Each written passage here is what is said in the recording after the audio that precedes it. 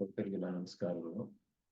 ಶ್ರೀನಿವಾಸೇತಿ ಶ್ರೇಷ್ಠದಯಾ ಪಾತ್ರಂ ಗುಣಾನ್ವಿತಃ ಕೌಶಿಕೋನಂತರಂಗಾರ್ಯಶ್ಚಿರಂ ವಿಜೇತಾಂ ಭುವಿ ನ್ಯಸ್ತಾತ್ಮೀಯಭರಂ ವರಪ್ರದ ಗುರು ವೈರಾಗ್ಯವಾಗ್ಯೋ ರಥೋ ವೇದಾಂತಾಮೃತಸಾರವಂತಮನಘಾತ್ ಶ್ರೀನಿವಾಸಾತ್ ಗುರೋಃ ಶ್ರೀಶೈಲಾನ್ವೇಕೌಸ್ತುಭಸ್ಥಿತನಿಯಂ ಶ್ರೇಯೋನಿಧೇ ಶ್ರೀನಿಧೇಃ ವಂದೇ ಸಾತ್ಕಟಾಕ್ಷಿಕೇಳಿನಿಲಯಂ ಶ್ರೀಕೃಷ್ಣಸದ್ದೇಶಿಕಂ ಶ್ರೀವಾಸರಂಗಪರಕಾಲमुनित्रयाप्तलक्ष्मात्मरत्नैति त्वैगागमान्तम् आचार्य भक्त परिपूतमर्घशीलं गोपालदेशमुनिं गुरुमाश्रयामः।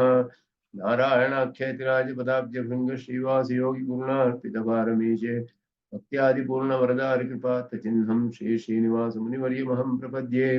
श्रीनारायण योगीन्द्रवरदारिकृपाश्रयं रङ्गेशपादघनतं श्रीनिवासमुनिं भजे।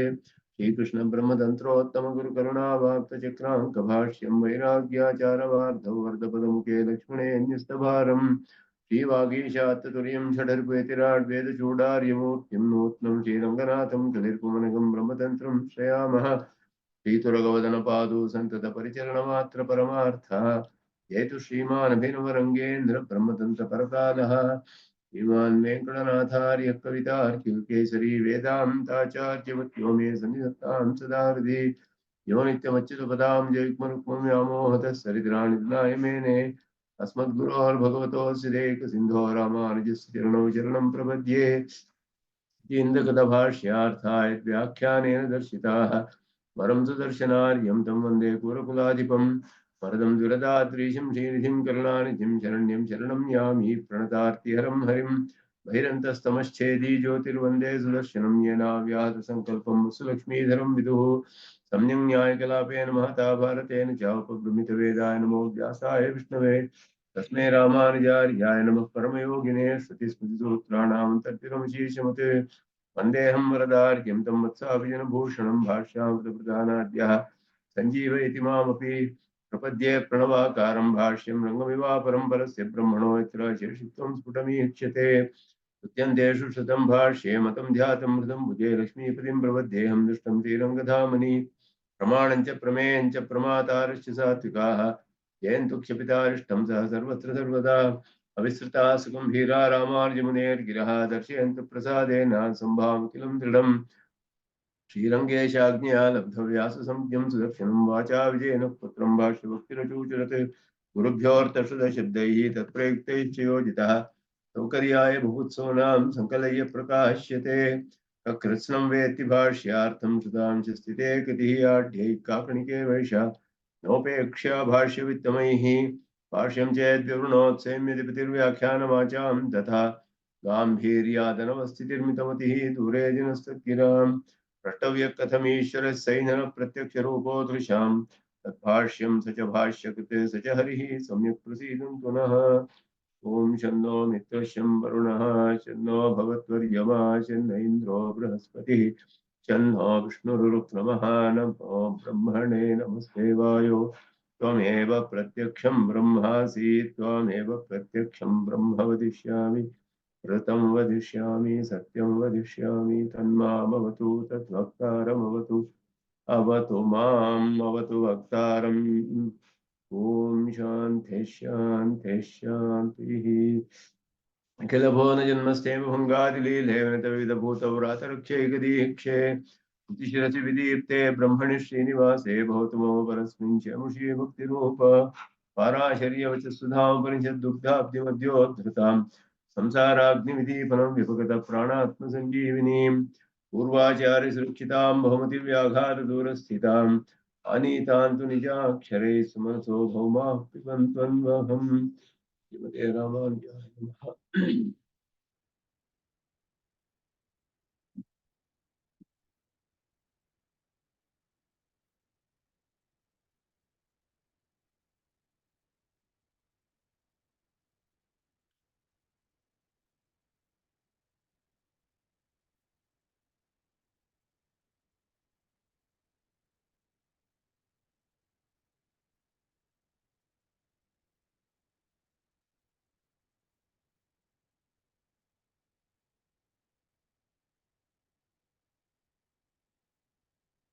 ಗೀತ ವಿದ್ಯೆಯ ಬಗ್ಗೆ ನಿಶ್ಚಯ ಮಾಡುವಂತಹ ಪ್ರಕರಣ ಇದು, ಅನ್ಯಥಾತ್ವಾಧಿಕರಣ ಅಂತ ಹೇಳ್ಬಿಟ್ಟು ಉದ್ಗೀತ ವಿದ್ಯೆ ಚಾಂದೋಗ್ಯ ಬೃಹದಾರಣ್ಯಕದಲ್ಲಿ ಹೇಳಿರುವಂತಹದ್ದು ಅದೆರಡು ಒಂದೇ ಇಲ್ಲ ಬೇರೆ ಬೇರೆ ವಿದ್ಯೆಗಳೇ ಅಂತ ವಿಚಾರ ಮಾಡಿ ಬೇರೆ ಬೇರೆ ವಿದ್ಯೆಗಳು ಅಂತ ನಿಶ್ಚಯ ಮಾಡಿದ್ರು.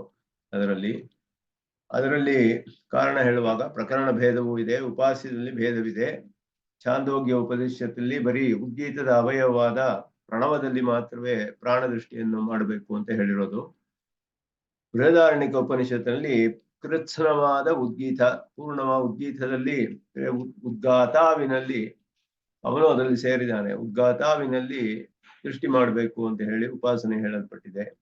ಆದ್ದರಿಂದ ಅಲ್ಲಿ ಭೇದವಿದೆ ಅಂತ ಹೇಳಿ ಅದಕ್ಕೆ ಛಾಂದೋಗ್ಯದಲ್ಲಿಯೇ ಬರುವಂತಹ ಎರಡು ಉಪಾಸನೆಗಳಲ್ಲಿ ಹೇಗೆ ಭೇದದಿಂದ ವಿದ್ಯಾಭೇದವು ಹೇಳಲ್ಪಟ್ಟಿತೋ ಆ ರೀತಿಯಲ್ಲಿಯೇ ಅಂತ ಹೇಳಿಬಿಟ್ಟು ಹಿಂದಿನ ಸೂತ್ರದಲ್ಲಿ ಅದರಲ್ಲಿ ಹೇಳಿದ್ರು.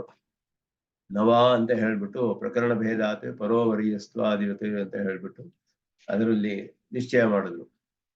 ಅದಾದ್ಮೇಲೆ ಸಂಜ್ಞೆಯು ಒಂದೇ ಇದ್ರು, ಹೆಸರು ಉದ್ಗೀತ ಅಂತಾನೆ ಇದ್ರು ಕೂಡ ವಿದ್ಯಾಭೇದ ಇರುವುದು ಸಾಧ್ಯ. ಸಂಜ್ಞಾತಃ ಚೇತೆ ತದುಕ್ತಂ ಅಸ್ತಿತು ತದಪಿ.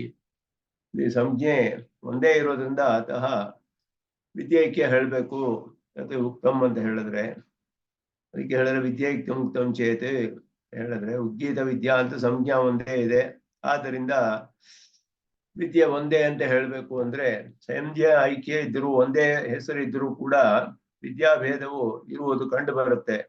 ಎಲ್ಲಿ ಅಂದ್ರೆ ಅಗ್ನಿಹೋತ್ರ ಅನ್ನುವ ಕರ್ಮದಲ್ಲಿ ನಿತ್ಯಾಗ್ನಿಹೋತ್ರ ಒಂದಿದೆ, ಮತ್ತೆ ಕುಂಡಪಾಯಿಗಳು ಅಂತ ಅವರಿಗೆ ಅಯನಾಗ್ನಿಹೋತ್ರ ಅಂತ ಹೇಳಲ್ಪಟ್ಟಿದೆ. ಅವರು 1 ತಿಂಗಳು ಮಾತ್ರ ಮಾಡಬೇಕು.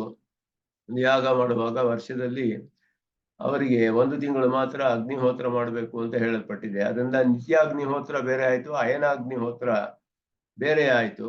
ಆದ್ದರಿಂದ ಎರಡರಲ್ಲಿಯೂ ಕೂಡ ಅಗ್ನಿಹೋತ್ರ ಅನ್ನುವ ಹೆಸರು ಒಂದೇ ಇದ್ರೂ ಕೂಡ ವಿದ್ಯಾಭೇದ ಹೇಗೆ ಅಲ್ಲಿ ನಿಶ್ಚಯ ಮಾಡಲ್ಪಟ್ಟಿದೆಯೋ ಅದೇ ರೀತಿಯಲ್ಲಿ ಅಂತ ಹೇಳಿ ಅಗ್ನಿಹೋತ್ರ ಸಂಜ್ಞಾ ನಿತ್ಯಾಗ್ನಿಹೋತ್ರೆ ಕುಂಡಪಾಯನ ಅಯನಾಗ್ನಿಹೋತ್ರೇ ಚ ಯಥಾಚ ಉದ್ಗೀತ ವಿದ್ಯೇತಿ ಛಾಂದೋಗ್ಯೆ ಪ್ರಥಮ ಪ್ರಪಾಠಕ ಉದ್ಯಾಸು ಬಹ್ವೀಷು ವಿದ್ಯಾಸು. ಅನೇಕ ವಿದ್ಯೆಗಳಲ್ಲಿ ಉದ್ಗೀತ ವಿದ್ಯೆ ಅಂತಾನೆ ಹೆಸರು ಬರುತ್ತೆ. ಎಲ್ಲವೂ ಉದ್ಗೀತ ವಿದ್ಯೆ ಅಂತ ಹೇಳಿದ್ರೆ ಉಪಾಸ್ಯದಲ್ಲಿ ಭೇದವಿದೆ, ಫಲದಲ್ಲಿ ಭೇದವಿದೆ, ಅದರಿಂದ ಫಲ ಸಂಯೋಗ ರೂಪ ಇದರಲ್ಲೆಲ್ಲ ಭೇದಗಳಿದೆ. ಆದ್ದರಿಂದ ಅದೆಲ್ಲ ಬೇರೆ ಬೇರೆ ವಿದ್ಯೆಗಳೇ. ಹೆಸರು ಉದ್ಗೀತ ವಿದ್ಯೆ ಅಂತಾನೆ ಎಲ್ಲದರಲ್ಲಿಯೂ ಇರಬಹುದು. ಆದರೆ 4 ವಿಷಯಗಳಲ್ಲಿ ಹೇಳಿದಂಗೆ ಅದರಲ್ಲಿ ವ್ಯತ್ಯಾಸಗಳು ಬರೋದ್ರಿಂದ ವಿದ್ಯಾಭೇದ ಅನ್ನೋದನ್ನ ಸ್ಥಾಪನೆ ಮಾಡಿರೋದ್ರಿಂದ ಹೆಸರು ಒಂದೇ ಇರೋದೇ ಅನ್ನುವುದೇ ಕಾರಣವಲ್ಲ. ಒಂದೇ ವಿದ್ಯೆ ಅಂತ ಹೇಳಕ್ಕೆ ಹೆಸರು ಒಂದೇ ಇದ್ರೂ ಕೂಡ ವಿದ್ಯಾಭೇದ ಇರೋದು ಸಾಧ್ಯ ಅನ್ನೋದನ್ನ ಇಲ್ಲಿ ಹೇಳ್ತಾರೆ. ಆಮೇಲೆ ವ್ಯಾಪ್ತೇಶ್ಚ ಸಮಂಜಸಂ ಅಂತ ಹೇಳಿದ್ರು.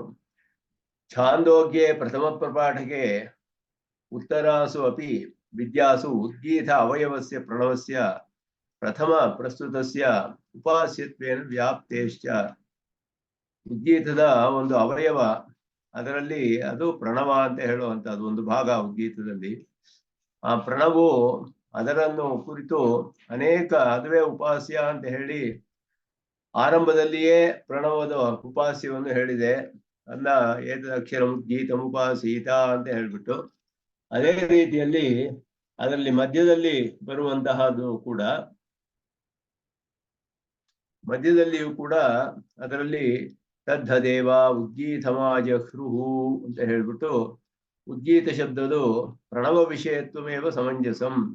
ಅದನ್ನ ಉದ್ಗೀತ ವಿದ್ಯೆಗೆ ಛಾಂದೋಗ್ಯದಲ್ಲಿ ಹೇಳಿರುವುದರಲ್ಲೆಲ್ಲ ಪ್ರಣವ ಅದರ ಅವಯವವಾದ ಪ್ರಣವ ಅಂತ ಹೇಳ್ಬಿಟ್ಟು ಪ್ರಸಿದ್ಧವಾಗಿ ಅನೇಕ ಕಡೆ ಹೇಳಲ್ಪಟ್ಟಿದೆ. ಆದ್ದರಿಂದ ಅವಯವೇಚ ಸಮುದಾಯ ಶಬ್ದ ಪಟೋದಗ್ಧ ಇತ್ಯಾದಿ ದೃಶ್ಯತೆ ಲೌಕಿಕವಾದ ಒಂದು ಪ್ರಯೋಗವನ್ನ ಹೇಳಿದ್ರು. ಉದ್ಗೀತದ ಅವಯವವಾದ ಪ್ರಣವಕ್ಕೆ ಉದ್ಗೀತ ಶಬ್ದ ಅಂತ ಹೇಗೆ ಹೇಳಕ್ ಸಾಧ್ಯ? ಅವಾಗ ಸಂಜ್ಞಾತಃ ಚೇತ್ ತದುಕ್ತಂ ಅಂತ ಹಿಂದಿನ ಸೂತ್ರದಲ್ಲಿ ಹೆಸರು ಒಂದೇ ಇರಬಹುದು, ಹೆಸರು ಒಂದೇ ಇದ್ರೂ ಕೂಡ ವಿದ್ಯಾಭೇದ ಇರಬಹುದಲ್ಲ ಅಂತ ಹೇಳಿದ್ರೆ, ಯಾಕೆ ಅಂದ್ರೆ ಉದ್ಗೀತದ ಒಂದು ಅವಯವ ಒಂದು ಭಾಗವಾದ ಪ್ರಣವದಲ್ಲಿ ಮಾತ್ರವೇ ಉಪಾಸನೆ ಛಾಂದೋಗ್ಯ ಉಪನಿಷತ್ತಿನಲ್ಲಿ ಹೇಳಿರೋದು. ಬೃಹದಾರಣ್ಯಕದಲ್ಲಿ ಪೂರ್ಣವಾದ ಉದ್ಗೀತದಲ್ಲಿ ಉಪಾಸನೆ ಅಂತ ಹೇಳಲ್ಪಟ್ಟಿದೆ. ಆದ್ದರಿಂದ ಬೇರೆ ಬೇರೆ, ಆದ್ರೆ ಇದು ಒಂದೇ ಅವಯವ ಒಂದು ಪ್ರಣವದಲ್ಲಿ ಮಾತ್ರ. ಆದ್ರೆ ಉದ್ಗೀತ ಅಂತ ಯಾಕೆ ಹೆಸರು ಬರಬೇಕು ಅಂದ್ರೆ ಆ ಛಾಂದೋಗ್ಯದಲ್ಲಿ ಹಾಗೆ ಹೇಳಿದೆ, ಆರಂಭದಿಂದಲೇ ಪ್ರಣವೋಪಾಸನೆ ಹೇಳಿ ಅದಕ್ಕೆ ಉದ್ಗೀತ ಉಪಾಸನೆ ಉದ್ಗೀತ ಅಂತ ಅಕ್ಷರಂ ಉದ್ಗೀತಂ ಉಪಾಸೀತ ಅಕ್ಷರ ಅಂತಾನೆ ಹೇಳಲ್ಪಟ್ಟಿದೆ. ಅದರಿಂದ ಉದ್ಗೀತ ಅನ್ನೋದು ಎಲ್ಲ ಅದರಲ್ಲಿ ಉದ್ಗಾತ ಎಲ್ಲವೂ ಸೇರಿದ್ದಾರೆ. ಅದರಲ್ಲಿ ಒಂದು ಸಾಮದ ಒಂದು 5 ಪಂಚವಿಧ ಸಾಮದಲ್ಲಿ ಒಂದು ಭಾಗ, ಉದ್ಗೀತದಲ್ಲಿ ಪ್ರಣವ ಅನ್ನೋದು ಒಂದು ಭಾಗ. ಆದ್ದರಿಂದ ಅದು ಒಂದು ಭಾಗವಾದ ಪ್ರಣವವನ್ನು ಮಾತ್ರವೇ ಇಲ್ಲಿ ಹೇಳಲ್ಪಟ್ಟಿರೋದು ಛಾಂದೋಗ್ಯದಲ್ಲಿ. ಅದಕ್ಕೆ ಉದ್ಗೀತ ಅಂತಾನೆ ಹೇಳಲ್ಪಟ್ಟಿದೆ. ಅದು ಹೇಗೆ, ಅದಕ್ಕೆ ಹೇಳೋದಕ್ಕೆ ಹೇಗೆ ಸಾಧ್ಯ ಅಂದ್ರೆ ಲೌಕಿಕವಾದ ಪ್ರಯೋಗವನ್ನು ತೋರಿಸ್ತಾರೆ. ಪಟೋದಗ್ಧ ಅಂತ ಹೇಳ್ತೀವಿ, ನಮ್ಮ ಬಟ್ಟೆ ಸುಟ್ಟು ಹೋಯ್ತು ಅಂತ ಹೇಳ್ತೀವಿ. ಪೂರ್ಣವಾಗಿ ಸುಡದೆ ಇರ್ಬೋದು, ಒಂದು ಸ್ವಲ್ಪ ಭಾಗ ಸುಟ್ಟಿರ್ಬೋದು, ಆದರೂ ಬಟ್ಟೆ ಸುಟ್ಟು ಹೋಯ್ತು ಅಂತ ಪೂರ್ಣವಾದ ಬಟ್ಟೆಯನ್ನ ಕುರಿತು ಪ್ರಯೋಗ ಇದೆ, ಶಬ್ದ ಪ್ರಯೋಗ. ಬಟ್ಟೆಯ ಒಂದು ಭಾಗ ಸುಟ್ಟೋಯ್ತು ಅಂತ ಹೇಳೋದಿಲ್ಲ. ಬಟ್ಟೆ ಸುಟ್ಟೋಯ್ತು ಅಂತ ಹೇಳಿದ್ರು ಕೂಡ ಒಂದು ಭಾಗ ಸುಟ್ಟರು ಕೂಡ ಪೂರ್ಣವಾದ ಬಟ್ಟೆಯನ್ನ ಸಂಬೋಧನೆ ಮಾಡಿ ಹೇಳಿರೋ ಹಂಗೆ ಅದನ್ನ ಶಬ್ದದಲ್ಲಿ ಹೇಳೋ ಹಾಗೆ ಉದ್ಗೀತದ ಅವಯವವಾದ ಪ್ರಣವದಲ್ಲಿ ಉಪಾಸನೆ ಇದ್ರೂ ಉದ್ಗೀತ ಉಪಾಸನೆ ಅಂತ ಹೇಳೋದು ಸಂಭವವಿದೆ ಅಂತ ಹೇಳಿ, ಅದರಿಂದ ಅತಶ್ಚ ಉದ್ಗೀತ ಅವಯವಭೂತ ಪ್ರಣವ ಏವ ಉದ್ಗೀತ ಶಬ್ದ ನಿರ್ದಿಷ್ಟ. ಪ್ರಣವವು ಮಾತ್ರವೇ ಉದ್ಗೀತ ಅಂತ ಹೇಳಲ್ಪಟ್ಟಿದೆ. ಸಯೇವ ಪ್ರಾಣದೃಷ್ಟ್ಯ ಉಪಾಸ್ಯ ಛಾಂದೋಗ್ಯ. ಛಾಂದೋಗ್ಯದಲ್ಲಿ ಅದುವೇ ಉಪಾಸ್ಯವಾದದ್ದು, ಪ್ರಾಣ ದೃಷ್ಟಿಯನ್ನು ಮಾಡಬೇಕಾದ್ದು ಪ್ರಣವದಲ್ಲಿಯೇ ಅಂತ ಪ್ರತಿಪತ್ತವ್ಯ, ಹಾಗೆ ಅಂತ ತಿಳಿಬೇಕಾದದ್ದು. ವಾಜಸನೇಯಿಕೇತು ಬೃಹದಾರಣ್ಯಕದಲ್ಲಾದರೂ ಕೃತ್ಸ್ನ ಉದ್ಗೀತ ವಿಷಯ ಉದ್ಗೀತ ಶಬ್ದ, ಪರಿಪೂರ್ಣವಾದ ಉದ್ಗೀತದ ವಿಷಯವಾದ್ದರಿಂದ ಅದರಲ್ಲಿ ಆ ಉದ್ಗಾತ ಕೂಡ ಸೇರಿದಾನೆ. ಅದರಲ್ಲಿ ಕೃತ್ಸ್ನ ಉದ್ಗೀತಸ್ಯ ಕರ್ತ ಉದ್ಗಾತ ಪ್ರಾಣದೃಷ್ಟಿಯ ಉಪಾಸ್ಯ ಇತಿ ವಿದ್ಯಾನಾನಾತ್ವಂ ಸಿದ್ಧಂ. ಅದರಲ್ಲಿ ಕೃಷ್ಣವಾದ ಉದ್ಗೀತದ ಕರ್ತ ಆಗಿರುವಂತಹ ಉದ್ಗಾತನು ಅದರಲ್ಲಿ ಸೇರ್ತಾನೆ ಅಂತ ಹೇಳಿ, ಅದರಿಂದ ಅಲ್ಲಿ ಉದ್ಗೀತದ ಕರ್ತ ಆದ ಉದ್ಗಾತರು ಅವನಲ್ಲಿಯೇ ಪ್ರಾಣ ದೃಷ್ಟಿಯನ್ನು ಮಾಡಿ ಉಪಾಸನೆ ಮಾಡಬೇಕು ಅಂತ ಹೇಳಿರೋದ್ರಿಂದ ಎರಡು ವಿದ್ಯೆಗಳು ಬೇರೆ ಬೇರೆ ಅನ್ನೋದು ಸ್ಪಷ್ಟವಾಗಿ ಸಿದ್ಧವಾಗುತ್ತೆ ಅಂತ ಹೇಳಿದ್ರು. ಅದರಲ್ಲಿ ಉದ್ಗೀತ ಶಬ್ದ, ಉದ್ಗೀತ ವಿದ್ಯೆಯಲ್ಲಿ ಛಾಂದೋಗ್ಯದಲ್ಲಿ ಹೇಳಿರುವ ಉದ್ಗೀತ ವಿದ್ಯೆಯು ಬೃಹದಾರಣ್ಯಕಲ್ಲಿ ಹೇಳಿರುವ ಉದ್ಗೀತ ವಿದ್ಯೆಯು ಬೇರೆ ಬೇರೆ ಅಂತ ಆಯ್ತಲ್ಲಿಗೆ, ಒಂದೇ ಅಲ್ಲ ಅಂತ ಹೇಳಿದ್ರು. ಅದರಿಂದ ಅದುವೇ ಬೇರೆ ವಿದ್ಯೆ, ಇದುವೇ ಬೇರೆ ವಿದ್ಯೆ. ಛಾಂದೋಗ್ಯದಲ್ಲಿ ಉದ್ಗೀತ ಅಂತಾನೆ ಹೆಸರಿಂದ ಅನೇಕ ವಿಧವಾದ ವಿದ್ಯೆಗಳು ಬರುತ್ತೆ, ಅದಕ್ಕೆಲ್ಲ ಭೇದವಿದೆ. ಅದರಲ್ಲೆಲ್ಲ ಎಲ್ಲವೂ ಒಂದೇ ಅಲ್ಲ, ಬೇರೆ ಬೇರೆ. ಆದ್ದರಿಂದ ಅದನ್ನ ಇಲ್ಲಿ ಸ್ಥಾಪನೆ ಮಾಡಿದ್ರು, ಅನ್ಯಥಾತ್ವಾಧಿಕರಣ ಅಂತ ಹೇಳಿ. ಮುಂದೆ ಪ್ರಾಣವಿದ್ಯೆ ಅನ್ನುವ ವಿಷಯದಲ್ಲಿ ಬರುತ್ತೆ, ಸರ್ವಾಭೇದಾಧಿಕರಣ ಅಂತ ಹೇಳ್ಬಿಟ್ಟು. ಸರ್ವಾಭೇದಾತ್ ಅನ್ಯತ್ರ ಇಮೇ ಅಂತ ಹೇಳ್ಬಿಟ್ಟು, ಸರ್ವ ಅಭೇದಾತ್ ಪ್ರಾಣವಿದ್ಯೆ ಅಂತ ಹೇಳಲ್ಪಟ್ಟಿದೆ. ಇಲ್ಲಿ ಛಾಂದೋಗ್ಯದಲ್ಲಿಯೂ ಬೃಹದಾರಣ್ಯಕದಲ್ಲಿಯೂ ಕೌಶೀತಕಿ ಉಪನಿಷತ್ತು, 3 ಉಪನಿಷತ್ತುಗಳಲ್ಲಿ ಪ್ರಾಣವಿದ್ಯೆ ಅಂತ ಹೇಳಲ್ಪಟ್ಟಿದೆ. ಅದರ ವಿಷಯವನ್ನ ಕುರಿತು ಇಲ್ಲಿ ಹೇಳ್ತಾರೆ. ಅದರಲ್ಲಿ ಒಂದು ಛಾಂದೋಗ್ಯದಲ್ಲಿಯೂ ಬೃಹದಾರಣ್ಯಕದಲ್ಲಿಯೂ ಕೆಲವು ಗುಣಗಳನ್ನು ಕುರಿತು ಉಪಾಸನೆ ಮಾಡಬೇಕು. ಪ್ರಾಣದಲ್ಲಿ ಕೆಲವು ಗುಣಗಳು ಹೇಳಲ್ಪಟ್ಟಿದೆ ಪ್ರಾಣಕ್ಕೆ, ಆ ಗುಣಗಳಿಂದ ವಿಶಿಷ್ಟವಾದದ್ದು ಅಂತ ಪ್ರಾಣವನ್ನ ಉಪಾಸನೆ ಮಾಡಬೇಕು. ಕೌಶೀತಕಿ ಉಪನಿಷತ್ತಲ್ಲಿ ಅದೆಲ್ಲ ಹೇಳಲಿಲ್ಲ. ಈ 3 ಕಡೆಯಲ್ಲಿ ಹೇಳಿರುವ ಪ್ರಾಣವಿದ್ಯೆ ಒಂದೇಯೇ ಇಲ್ಲ ಭೇದವಿದೆಯೇ ಹೇಳಿದ್ರೆ ಎಲ್ಲವೂ ಒಂದೇ ಅಂತ ನಿಶ್ಚಯ ಮಾಡ್ತಾರೆ. ಅದು ಬಹಳ ಒಂದು ಚೆನ್ನಾಗಿರುವಂತಹ ಪ್ರಕರಣ ಅದರಲ್ಲಿ ಬರುತ್ತೆ. ಅದು ಉಪನಿಷತ್ತಿನಲ್ಲಿ ಸೂಕ್ಷ್ಮವಾಗಿ ಛಾಂದೋಗ್ಯದಲ್ಲಿ ನೋಡೋಣ, ಛಾಂದೋಗ್ಯ ಉಪನಿಷತ್ತಿನಲ್ಲಿ ಹೇಗೆ ಹೇಳಿದೆ ಅನ್ನೋದು ತಿಳಿಯುತ್ತೆ.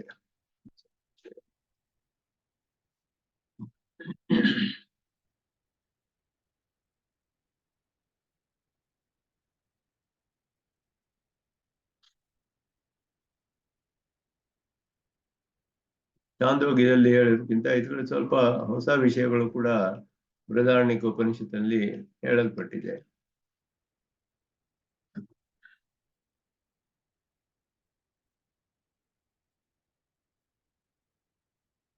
ಇದು ಛಾಂದೋಗ್ಯ ಉಪನಿಷತ್ತು, ನಾನು ಇವಾಗ ಸ್ಕ್ರೀನಲ್ಲಿ ಶೇರ್ ಮಾಡಿರೋದು ಛಾಂದೋಗ್ಯ ಉಪನಿಷತ್ತು. ಆ ಛಾಂದೋಗ್ಯ ಉಪನಿಷತ್ತಿನ 5ನೇ ಅಧ್ಯಾಯ, 5ನೇ ಅಧ್ಯಾಯದ ಆರಂಭದಲ್ಲಿ ಪ್ರಾಣವಿದ್ಯೆ ಅನ್ನೋದು ಬರುತ್ತೆ. ಪ್ರಾಣವಿದ್ಯೆಯಲ್ಲಿ ಹೇಳ್ತಾರೆ, ಯೋ ಹವೈ ಜ್ಯೇಷ್ಠಂಚ ಶ್ರೇಷ್ಠಂಚ ವೇದ, ಜ್ಯೇಷ್ಠಶ್ಚ ಹವೈ ಶ್ರೇಷ್ಠಶ್ಚ ಭವತಿ, ಪ್ರಾಣೋ ಭಾವ ಜ್ಯೇಷ್ಠಶ್ಚ ಶ್ರೇಷ್ಠಶ್ಚ. ಅಂದ್ರೆ ಇಂದ್ರಿಯಗಳು, ಪ್ರಾಣ ಎಲ್ಲ ಇದೆ, ಮುಖ್ಯ ಪ್ರಾಣ, ಇಂದ್ರಿಯಗಳು ಎಲ್ಲ ಇದೆ. ಇದರಲ್ಲಿ ಯಾರು ಎಲ್ಲರಿಗಿಂತಲೂ ಜ್ಯೇಷ್ಠ ಶ್ರೇಷ್ಠ ಅಂತ ತಿಳಿದು ಉಪಾಸನೆ ಮಾಡ್ತಾರೋ ಅವರಿಗೆ ಆ ಜ್ಯೇಷ್ಠತ್ವ ಶ್ರೇಷ್ಠತ್ವ ಎಲ್ಲ ಉಂಟಾಗುತ್ತೆ ಅಂತ ಹೇಳಿ ಆ ಉಪಾಸನೆ ಹೇಳಲ್ಪಟ್ಟಿದೆ, ಪ್ರಾಣವಿದ್ಯೆ ಅಂತ ಹೇಳ್ಬಿಟ್ಟು. ಅದರಲ್ಲಿ ಆರಂಭಿಸುವಾಗ ಯೋಹ ವೈ ವಸಿಷ್ಠಂ ವೇದ ವಸಿಷ್ಠೋಹ ಸ್ವಾನಾಂ ಭವತಿ ವಾಗ್ವಾವ ವಸಿಷ್ಠ. ಒಂದು ಬಹಳ ಆಶ್ಚರ್ಯವಾದ ವಿಷಯವನ್ನ ಇಲ್ಲಿ ಉಪನಿಷತ್ ತಿಳಿಸುತ್ತೆ ನಮ್ಗೆ. ವಸಿಷ್ಠ ಅಂದ್ರೆ ವಸು ಅಂದ್ರೆ ಐಶ್ವರ್ಯ ಅಂತ ಅರ್ಥ. ವಸಿಷ್ಠ ಭವತಿ ಸ್ವಾನಾಂ, ತನ್ನವರಲ್ಲಿ ಅವನು ಬಹಳ ಐಶ್ವರ್ಯವಂತನಾಗ್ತಾನಂತೆ. ಅವನು ಯಾರು ಅಂದ್ರೆ ವಸಿಷ್ಠಂ ವೇದ ಯಹ ವಸಿಷ್ಠಂ ವೇದ, ಯಾವುದು ಎಲ್ಲದಕ್ಕಿಂತಲೂ ವಸಿಷ್ಠವಾದದ್ದು ಅಂತ ತಿಳಿದ್ರೆ ಅಂತ ಹೇಳ್ದ. ಯಾವುದು ವಸಿಷ್ಠ ಅಂದ್ರೆ ವಾಗ್ವಾವ ವಸಿಷ್ಠ. ವಾಕು, ವಾಕ್ ಸಂಪತ್ತು ಚೆನ್ನಾಗಿದ್ರೆ, ಒಳ್ಳೆ ವಾಗ್ಮಿ ಆಗಿದ್ರೆ ಚೆನ್ನಾಗಿ ಹಣ ಸಂಪಾದನೆ ಮಾಡ್ತಾನೆ ಅಂತ ಶ್ರುತಿ ಹೇಳುತ್ತೆ, ಉಪನಿಷತ್ತು. ವಾಗ್ವಾವ ವಸಿಷ್ಠ, ವಾಕ್ ಅನ್ನೋದು ವಾಗೀಂದ್ರಿಯ ವಸಿಷ್ಠತ್ವಕ್ಕೆ ಕಾರಣವಾಗುತ್ತೆ. ಚೆನ್ನಾಗಿ ಒಳ್ಳೆ ವಾಗ್ಮಿ ಆಗಿದ್ರೆ, ವಾಕ್ಪಟುತ್ವ ಇದ್ರೆ ಅವನಿಗೆ ಬೇಕಾದಷ್ಟು ಹಣ ಸಂಪಾದಿಸಬಹುದು ಅಂತ ಹೇಳಿ ವಾಕೆ ಅದನ್ನ ಉಪಾಸನೆ ಮಾಡಿದ್ರೆ ವಸಿಷ್ಠತ್ವ ಅಂತ ಬರುತ್ತೆ ಅವನಿಗೆ. ವಸಿಷ್ಠತ್ವ ಅನ್ನೋ ಗುಣವಿದೆ ವಾಕಿಗೆ. ಮತ್ತೆ ಯೋಹವೈ ಪ್ರತಿಷ್ಠಾಂ ವೇದ ಪ್ರತಿಹ ತಿಷ್ಠತಿ ಅಸ್ಮಿಂಶ್ಚ ಲೋಕೆ ಅಮುಷ್ಮಿಂಶ್ಚ ಚಕ್ಷುರ್ವಾವ ಪ್ರತಿಷ್ಠಾ. ಪ್ರತಿಷ್ಠಾತ್ವ ಬೇಕು ಅಂದ್ರೆ ಸ್ಥಿರವಾಗಿ ಇರಬೇಕು, ಏಕರೂಪವಾಗಿ ಸ್ಥಿರವಾಗಿ ಇರಬೇಕು ಅಂತ ಹೇಳಿದ್ರೆ ಬೃಹದಾರಣ್ಯಕ ಉಪನಿಷತ್ತಿನ ಹೇಳುವಾಗ ಇದರಲ್ಲಿ ಕಣ್ಣು ಚಕ್ಷುರ್ವಾವ ಪ್ರತಿಷ್ಠಾ ಅಂತ, ಚಕ್ಷುಸ್ಸು ಕಣ್ಣು ನಮ್ಗೆ ದೃಷ್ಟಿ ಸ್ಥಿರವಾಗಿ ಏಕರೂಪವಾಗಿ ಸ್ಥಿರವಾಗಿ ಇರೋದಕ್ಕೆ ಕಾರಣವಾಗುತ್ತೆ ಅಂತ ಹೇಳಿದ್ರು. ಹಳ್ಳ ಗಿಳ್ಳ ಇಲ್ಲ ಇದ್ರೆ ನಾವು ನೋಡ್ಕೊಂಡು ಓಡಾಡಬಹುದು ಕಣ್ಣಿನಿಂದ. ಆದ್ರಿಂದ ಆ ರೀತಿ ಅಂತ ಒಂದು ಉದಾಹರಣೆ ಕೊಟ್ಟಿದೆ ಅಲ್ಲಿ.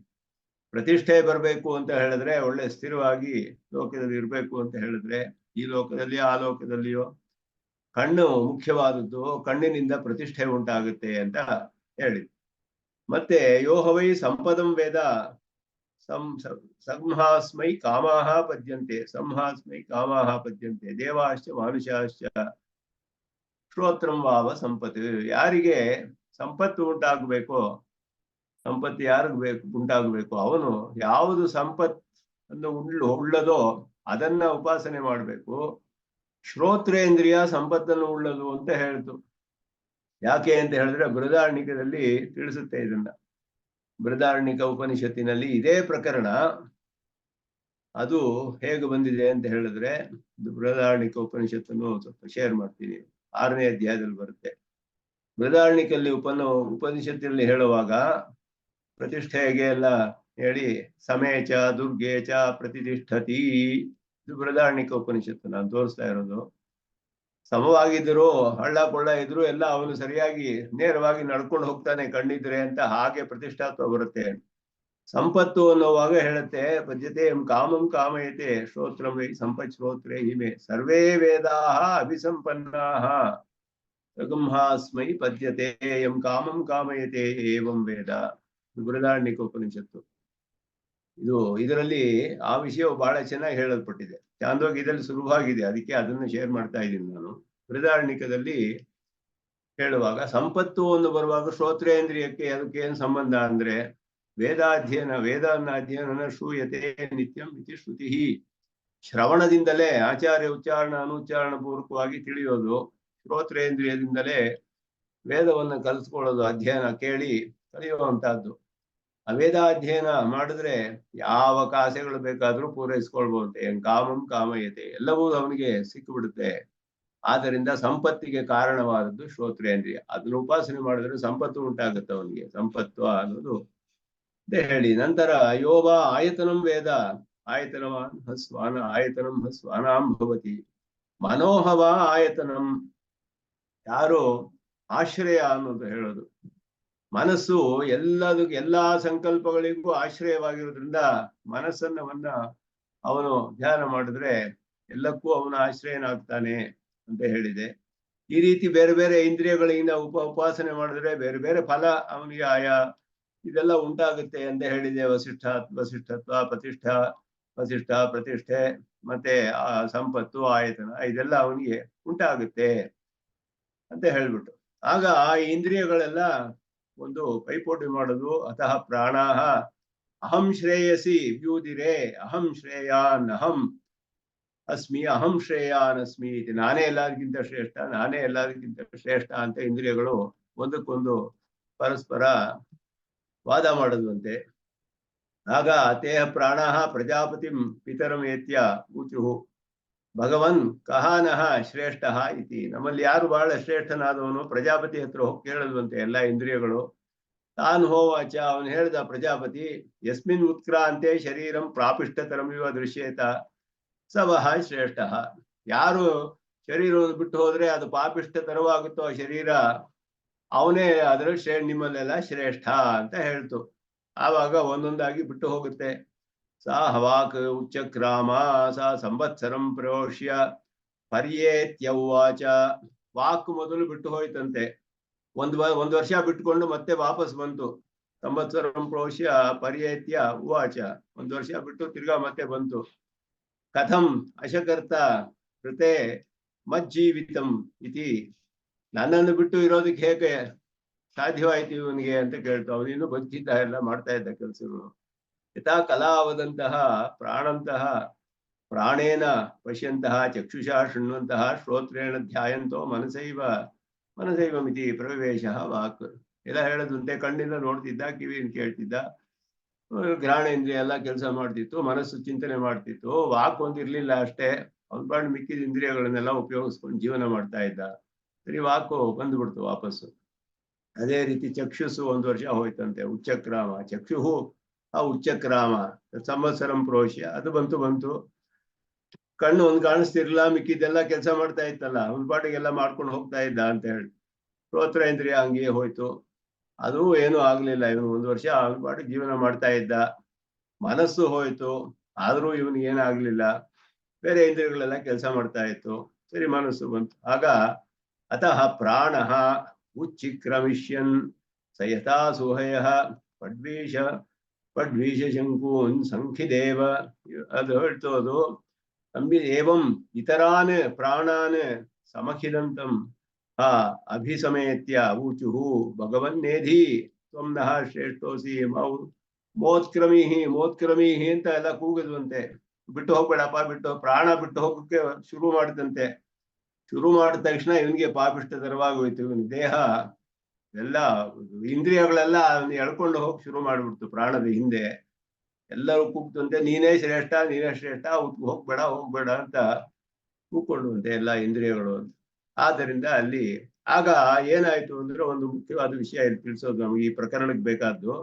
ಅತಹೀನಂ ವಾಗುವಾಚ ಇದಂ ವಸಿಷ್ಠೋಸ್ಮಿ ತ್ವಂ ತದ್ ವಸಿಷ್ಠೋಸಿ. ಒಂದೊಂದು ಇಂದ್ರಿಯಗಳು ಆಯಾ ಗುಣಗಳನ್ನ ಪ್ರಾಣಕ್ಕೆ ಕೊಟ್ಟುವಂತೆ. ಅಂದ್ರೆ ವಾಕ್ಗೆ ಹೇಳಿತು, ನಾನು ವಸಿಷ್ಠ ಅಥವಾ ಗುಣವಿದೆ ನನಗೆ, ಅದನ್ನ ನಾನು ಏನು ಕೊಡ್ತಾ ಇದ್ದೀನಿ. ಹಾಗೆಯೇ ಚಕ್ಷುಸೆ ಹೇಳ್ತು, ಪ್ರತಿಷ್ಠಾತ್ವ ಅನ್ನೋದನ್ನ ನಾನು ಕೊಡ್ತೀನಿ ನಿಮ್ಗೆ, ಪ್ರತಿಷ್ಠಾಸ್ಮಿ ತ್ವಂ ಪ್ರತಿಷ್ಠಾಸಿ. ಹಾಗೆಯೇ ಅವನಿಗೆ ಶ್ರೋತ್ರ ಹೇಳ್ತು, ಸಂಪದಸ್ಮಿ ತ್ವಂ ಸಂಪದಸಿ ಅಂತ ಹೇಳ. ಹಾಗೆಯೇ ಮನಸ್ಸು ಹೇಳ್ತು, ಯದಾ ಆಯತನಮಸ್ಮಿ ತ್ವಂ ಆಯತನಮಸಿ. ಈ ಎಲ್ಲಾ ಗುಣಗಳು ಪ್ರಾಣಕ್ಕೆ ಬಂತು. ಆದ್ದರಿಂದ ಪ್ರಾಣವೇ ಜ್ಯೇಷ್ಠ ಶ್ರೇಷ್ಠ ಅಂತ ಹೇಳೋದು. ಇದು ಪ್ರಾಣವಿದ್ಯೆ ಅಂತ ಹೇಳೋದು. ಇದೇನು ನಮ್ಗೆ ಮುಖ್ಯವಾಗಿ ಇಲ್ಲಿ ಬೇಕಾಗಿರೋದು ಅಂದ್ರೆ, ಈ ಗುಣಗಳು ಪ್ರಾಣಕ್ಕೆ ಹೇಳಲ್ಪಟ್ಟಿರುವಂತಹ ಗುಣಗಳು. ಆ ಗುಣಗಳನ್ನು ಛಾಂದೋಗ್ಯದಲ್ಲಿಯೂ ಬೃಹದಾರಣ್ಯಕಲ್ಲಿಯೂ ವಸಿಷ್ಠಾತ್ವ, ಪ್ರತಿಷ್ಠಾತ್ವ, ಸಂಪತ್ತು, ಆಯತನ ಇದೆಲ್ಲ ಹೇಳಲ್ಪಟ್ಟಿದೆ. ಕೌಶೀತಕಿನಲ್ಲಿ ಇದು ಹೇಳಲ್ಪಟ್ಟಿಲ್ಲ. ಇದೆಲ್ಲ ಒಂದೇ ವಿದ್ಯೆಯೇ ಇಲ್ಲವೇ ಅನ್ನೋದು ಮುಖ್ಯ ಇಲ್ಲಿ. ಅದರಿಂದ ಆ ಪ್ರಕರಣ ಒಂದು ಸಂಗ್ರಹವಾಗಿ ತೋರಿಸುತ್ತೆ. ಈ ಗುಣಗಳನ್ನೆಲ್ಲ ಹೇಗೆ ಒಂದು ವಾದ ಉಂಟಾಗಿ ಅವುಗಳು ಒಂದು ಪೈಪೋಟಿ ಮಾಡಿ ತಮ್ಮಲ್ಲಿದ್ದ ಗುಣಗಳನ್ನೆಲ್ಲ ಪ್ರಾಣಕ್ಕೆ ಕೊಡ್ತು ಅಂತ ಹೇಳಿ, ಪ್ರಾಣವೇ ಜ್ಯೇಷ್ಠ ಶ್ರೇಷ್ಠ ಅಂತ ತಿಳಿದು ಎಲ್ಲರೂ ಅಂತ ಹೇಳಿ, ಛಾಂದೋಗ್ಯ ವಾಯುಸನೇಕಯೋ ಪ್ರಾಣವಿದ್ಯಾ ಆಮ್ನಾಯತೆ. ಅದುವೇ ಇಲ್ಲಿ ವಿಷಯವಾಕ್ಯ, ಪ್ರಾಣವಿದ್ಯೆ ಅಂತ ಹೇಳೋದು. ಈ ಪ್ರಾಣವಿದ್ಯೆ 3 ಕಡೆ ಬರೋದು ಒಂದೇ ವಿದ್ಯೆಯೇ ಇಲ್ಲವೇ ಅನ್ನೋದು ಒಂದೇ ಅಂತ ಕಡೆಯಲ್ಲಿ ಸಿದ್ಧಾಂತ ನಿಶ್ಚಯ ಮಾಡ್ತಾರೆ. ಯೋ ಹವೈ ಜ್ಯೇಷ್ಠಂಚ ಶ್ರೇಷ್ಠಂಚ ವೇದ ಜ್ಯೇಷ್ಠಶ್ಚ ಹವೈ ಶ್ರೇಷ್ಠಶ್ಚ ಭವತಿ. ಪ್ರಾಣೋ ಹವ ಜ್ಯೇಷ್ಠಶ್ಚ ಹವ ಜ್ಯೇಷ್ಠಶ್ಚ ಶ್ರೇಷ್ಠಶ್ಚ ಇತ್ಯಾದಿ. ಇದು ವಿಷಯವಾಕ್ಯ. ಯಾರು ಜ್ಯೇಷ್ಠನು ಶ್ರೇಷ್ಠನು ಅದನ್ನು ಯಾರು ತಿಳಿದಾನೋ, ಉಪಾಸನೆ ಮಾಡ್ತಾನೋ, ಅವನಿಗೆ ಆ ಗುಣಗಳೆಲ್ಲ ಅವನಿಗೂ ಬರುತ್ತೆ. ಅದೆಲ್ಲ ಅಂತ ಹೇಳ್ಬಿಟ್ಟು ಆ ಜ್ಯೇಷ್ಠತ್ವ ಶ್ರೇಷ್ಠತ್ವ ಎಲ್ಲ ಉಂಟಾಗುತ್ತೆ. ತತ್ರ ಜ್ಯೇಷ್ಠ್ಯ ಶ್ರೇಷ್ಠ್ಯ ಗುಣಕಂ ಪ್ರಾಣಮುಪಾಸ್ಯಂ ಪ್ರತಿಪಾದ್ಯ. ಜ್ಯೇಷ್ಠ್ಯ ಶ್ರೇಷ್ಠ್ಯ ಗುಣಕನಾದ ಪ್ರಾಣಮು ಉಪಾಸ್ಯ ಅಂತ ಹೇಳಿ ವಾಕ್ಚಕ್ಷು ಶ್ರೋತ್ರ ಮನಸ್ಸು ವಸಿಷ್ಠತ್ವ ಪ್ರತಿಷ್ಠಾತ್ವ ಸಂಪತ್ತಿ ಸಂಪತ್ಯಾಯತನತ್ವಾಖ್ಯಾನೆ ಗುಣಾನೆ ಪ್ರತಿಪಾದ್ಯ. ಮೊದಲು ವಾಕ್ ಪ್ರಾಣಕ್ಕೆ ಜ್ಯೇಷ್ಠ ಶ್ರೇಷ್ಠ ಅಂತ ಹೇಳಿ ವಾಕು ಚಕ್ಷುಸ್ಸು ಶ್ರೋತ್ರ ಮತ್ತು ಮನಸ್ಸು ಇವುಗಳಿಗೆ ವಸಿಷ್ಠತ್ವ ಪ್ರತಿಷ್ಠಾತ್ವ ಸಂಪತ್ತು ಆಯತನತ್ವ ಈ 4 ಗುಣಗಳನ್ನ ಈ 4 ಇಂದ್ರಿಯಗಳಲ್ಲಿ ಹೇಳಿ ವಾಗಾದೀನ ದೇಹಸ್ಯ ಚ ಪ್ರಾಣಾಯತ್ತ ಸ್ಥಿತಿತ್ವೇನ ವಾಕು ಮೊದಲಾದ್ದು ಮತ್ತೆ ದೇಹವು ಎಲ್ಲ ಪ್ರಾಣದ ಅಧೀನದಲ್ಲಿಯೇ ಅವುಗಳ ಸ್ಥಿತಿ ಇರೋದ್ರಿಂದ ಅವುಗಳ ಅದೆಲ್ಲ ತದಾಯತ್ತ ತತ್ತತ್ ಕಾರ್ಯತ್ವೇನ ಚ ಪ್ರಾಣದಿಂದ ಕೊಡಲ್ಪಟ್ಟ ಇದರ ಆಧಾರದಲ್ಲಿಯೇ ಅವುಗಳೆಲ್ಲ ಕೆಲಸ ಮಾಡಕ್ ಸಾಧ್ಯ. ವಾಕಾಗಲಿ ಚಕ್ಷುಸ್ಸಾಗಲಿ ಎಲ್ಲ ಪ್ರಾಣದ ಅಧೀನದಲ್ಲಿಯೇ ತಮ್ಮ ತಮ್ಮ ಕೆಲಸವನ್ನ ಮಾಡಕ್ಕೆ ಸಾಧ್ಯವಾದ್ದರಿಂದ ಪ್ರಾಣಸ್ಯ ಶ್ರೇಷ್ಠ್ಯಂ ಪ್ರತಿಪಾದ್ಯ ಪ್ರಾಣವೇ ಎಲ್ಲದಕ್ಕಿಂತ ಶ್ರೇಷ್ಠವಾದದ್ದು ಅನ್ನೋದನ್ನ ಪ್ರತಿಪಾದನೆ ಮಾಡಿ ವಾಗಾದಿ ಸಂಬಂಧಿತೆಯ ಶ್ರುತಾನೆ ವಸಿಷ್ಠತ್ವಾದೀನಿ ಗುಣಾಂಶ ಪ್ರಾಣ ಸಂಬಂಧಿತೆಯ ಪ್ರತಿಪಾದಯತಿ. ಅದಾದ್ಮೇಲೆ ವಾಕ್ಯ ಮೊದಲಾದಕ್ಕೆ ಸಂಬಂಧಿಸಿದಂತ ವಸಿಷ್ಠತ್ವ ಅನ್ನೋದು ವಾಕಿಗೆ, ಪ್ರತಿಷ್ಠಾತ್ವ ಅನ್ನೋದು ಚಕ್ಷುಸ್ಸಿಗೆ, ಸಂಪತ್ವ ಅನ್ನೋದು ಶ್ರೋತ್ರಕ್ಕೆ, ಆಯತನತ್ವ ಅನ್ನೋದು ಮನಸ್ಸಿಗೆ, ಇವುಗಳಿಗೆ ಸಂಬಂಧಿಸಿದ ಗುಣಗಳು ಕೂಡ ಪ್ರಾಣಕ್ಕೆ ಸಂಬಂಧಿಸಿದ್ದು ಅಂತಾನೆ ಪ್ರತಿಪಾದನೆಯನ್ನ ಮಾಡಲ್ಪಟ್ಟಿದೆ. ಅದರಲ್ಲಿ ಆ ಕಥೆ ಆಖ್ಯಾಯನ ರೂಪದಲ್ಲಿ ಹೇಳುವಾಗ ಈ ಇಂದ್ರಿಯಗಳೆಲ್ಲ ಒಂದು ಪೈಪೋಟಿ ಮಾಡಿ ಪ್ರಜಾಪತಿಯಲ್ಲಿ ಹೋಗಿ ಕೇಳಿ ಮತ್ತೆ ಒಂದೊಂದು ಆ ದೇಹವನ್ನು ಮನುಷ್ಯನನ್ನ ಬಿಟ್ಟು ಹೋಗಿ ಬಂದು ಯಾರು ಶ್ರೇಷ್ಠರು ಅಂತ ನಿಶ್ಚಯ ಮಾಡಿ ತಮ್ಮಲ್ಲಿದ್ದ ತಮ್ಮ ಗುಣಗಳನ್ನೆಲ್ಲ ಪ್ರಾಣಕ್ಕೆ ಕೊಟ್ಟೆವು ಅಂತ ಹೇಳಿದೆ. ಆದ್ದರಿಂದ ಪ್ರಾಣದಕ್ಕೆ ಸಂಬಂಧಿಸಿದಂತೆ ಎಲ್ಲ, ಯಾಕೆ ಅಂದ್ರೆ ಪ್ರಾಣದ ಅಧೀನದಲ್ಲಿಯೇ ಎಲ್ಲವೂ ಕೆಲಸ ಮಾಡೋದ್ರಿಂದ ಪ್ರಾಣಕ್ಕೆ ಆ ಗುಣಗಳೆಲ್ಲ ಬಂತು. ಇವಾಗ ಏವಂ ಇದು ಪ್ರಕರಣದ ವಿಷಯ, ಪ್ರಾಣವಿದ್ಯೆ ಹೇಗೆ ಇದು ಪ್ರತಿಪಾದಿಸಲ್ಪಟ್ಟಿದೆ ಅನ್ನೋದ್ರ ವಿಷಯ ಇದು. ಏವಂ ಛಾಂದೋಗ್ಯ ವಾಜಸನೇಕಯೋ ಜ್ಯೇಷ್ಠ್ಯ ಶ್ರೇಷ್ಠ್ಯ ಗುಣಕಃ ವಸಿಷ್ಠತ್ವಾದಿ ಗುಣಕಶ್ಚ ಪ್ರಾಣ ಉಪಾಸ್ಯ ಪ್ರತಿಪಾದ್ಯತೆ. ಆದ್ರಿಂದ ಇಲ್ಲಿ ಛಾಂದೋಗ್ಯದಲ್ಲಿಯೂ ವಾಜಸನೇಕದಲ್ಲಿಯೂ ಕೂಡ ಜ್ಯೇಷ್ಠ್ಯನು ಶ್ರೇಷ್ಠ್ಯವು ಈ ಗುಣಗಳನ್ನು ಉಳ್ಳಂತಹ ಜ್ಯೇಷ್ಠತ್ವ ಶ್ರೇಷ್ಠತ್ವ ಮೊದಲಾದ ಗುಣಗಳೆಲ್ಲ ಉಳ್ಳಂತಹ ಮತ್ತೆ ವಸಿಷ್ಠತ್ವ ಪ್ರತಿಷ್ಠಾತ್ವ ಸಂಪತ್ವ ಆಯತನತ್ವ ಅನ್ನೋ ಗುಣಗಳನ್ನು ಉಳ್ಳ ಪ್ರಾಣವೇ ಉಪಾಸ್ಯವು ಅಂತ ಪ್ರತಿಪಾದಿಸಲ್ಪಟ್ಟಿದೆ. ಇದು 2 ಉಪನಿಷತ್ತುಗಳಲ್ಲಿ ಸಮಾನ ಆಯ್ತು. ಈಗ ಸಾಮ್ಯ ಬಂತು ಎರಡಕ್ಕೂ. ಕೌಶೀತಕಿನ ಅಂತೂ ಇಲ್ಲಿ 3ನೇದು ಹೇಳ್ತಾರೆ. ಕೌಶೀತಕಿ ಉಪನಿಷತ್ತಿನಲ್ಲಿ ಇದನ್ನೆಲ್ಲ ಹೇಳಲೇ ಇಲ್ಲ. ಕೌಶೀತಕಿ ಉಪನಿಷತ್ತಿನಲ್ಲಿ ಬಹಳ ಸಂಗ್ರಹವಾಗಿ ಬರುತ್ತೆ ಇದು. ಯಾವ್ದಿದೆಯಾ ನೋಡ್ತೀನಿ.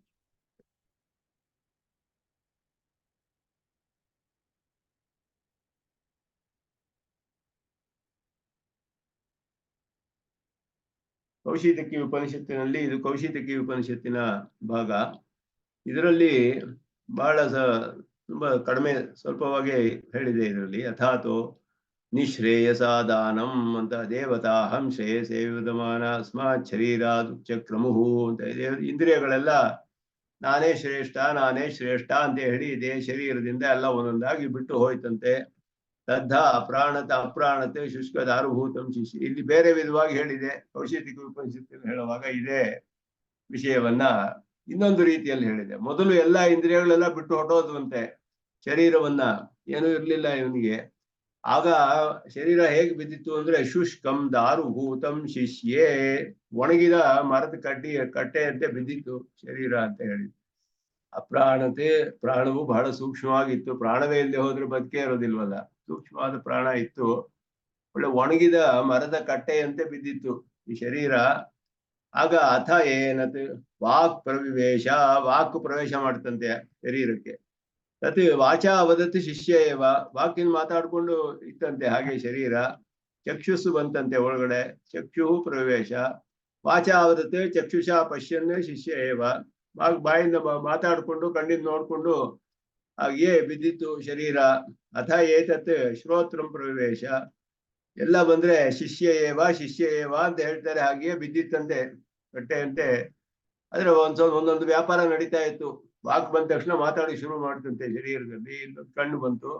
ಈಗೆಲ್ಲ ಹೇಳಿ ಅಥೈನತ್ ಮನಃ ಪ್ರವೇಶ ಏನು ಅಥೈನಂ ಮನಃ ಪ್ರವೇಶ ತದ್ವಾಚಾವೃತೆ ಚಕ್ಷುಷಾ ಪಶ್ಯನ್ ಶ್ರೋತ್ರೇಣ ಶೃಣ್ವನ್ ಮನಸ ಧ್ಯಾಯತ್ ಶಿಷ್ಯ ಏವ. ಅದು ಬಂದಿತ್ತು.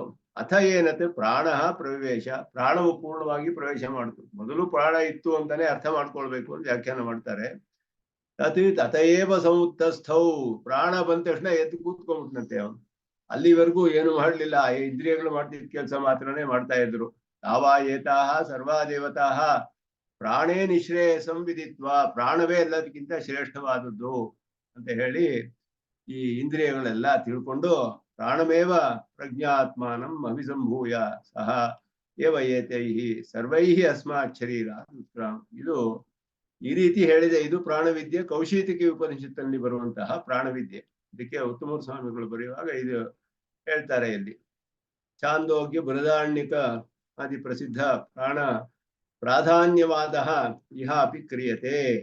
ಏತದ್ವಿಜ್ಞಾನ ಫಲಂಚ ದೇವವತ್ ಅಮೃತತ್ವಂ ಸರ್ವಾಭೇದಾತ್ ಅನ್ಯತ್ರೇಮೇ ಇತಿ ಸೂತ್ರೇ ಅನ್ಯತ್ರ ಇತಿ ಇದಂ ಕೌಶೀತಕಿ ಪ್ರಕರಣಮೇವ ಗೃಹೀತ್ವಾ ಛಾಂದೋಗ್ಯ ಬೃಹದಾರಣ್ಯಕ ಶ್ರುತಿ ವೈದಿಕ ವಿದ್ಯೈಕ್ಯಂ ವಿಚಾರ್ಯ ಸ್ಥಾಪಿತಂ. ಇವೇ ಇಲ್ಲಿ ಉತ್ತಮ ಸ್ವಾಮಿಗಳು ತಿಳಿಸ್ತಾರೆ. ಇದು ಕೌಶೀತಕಿ ಉಪನಿಷತ್ತಿನಲ್ಲಿ ಹೇಳಿರೋದು ಎಲ್ಲ ಒಳ್ಳೆ ಇಂಟ್ರೆಸ್ಟಿಂಗ್ ಆಗಿದೆ. ಈ ಪ್ರಕರಣಗಳೆಲ್ಲ ಬರೋದು ಹೇಗೆ, ಯಾವುದು ಶ್ರೇಷ್ಠ ಅಂತ ಹೇಳಿ ಇದೆಲ್ಲ ತಿಳಿದುಕೊಂಡು ಹೀಗೆ ಉಪಾಸನೆ ಮಾಡಿದವನಿಗೆ ಅವನಿಗೆ ಆ ಗುಣಗಳೆಲ್ಲ ಉಂಟಾಗುತ್ತೆ ಅವನಿಗೆ ಅಂತ ಶ್ರುತಿ ಹೇಳಿದೆ ಅಂತ ಹೇಳೋದನ್ನ ಹೇಗೆ ಒಳ್ಳೆ ನಮಗೆ ರೋಚಕವಾಗಿ ತಿಳಿಸುತ್ತವೆ ಉಪನಿಷತ್ತುಗಳೆಲ್ಲ ಅನ್ನೋದು ತಿಳಿಯುತ್ತೆ ಇಲ್ಲಿ.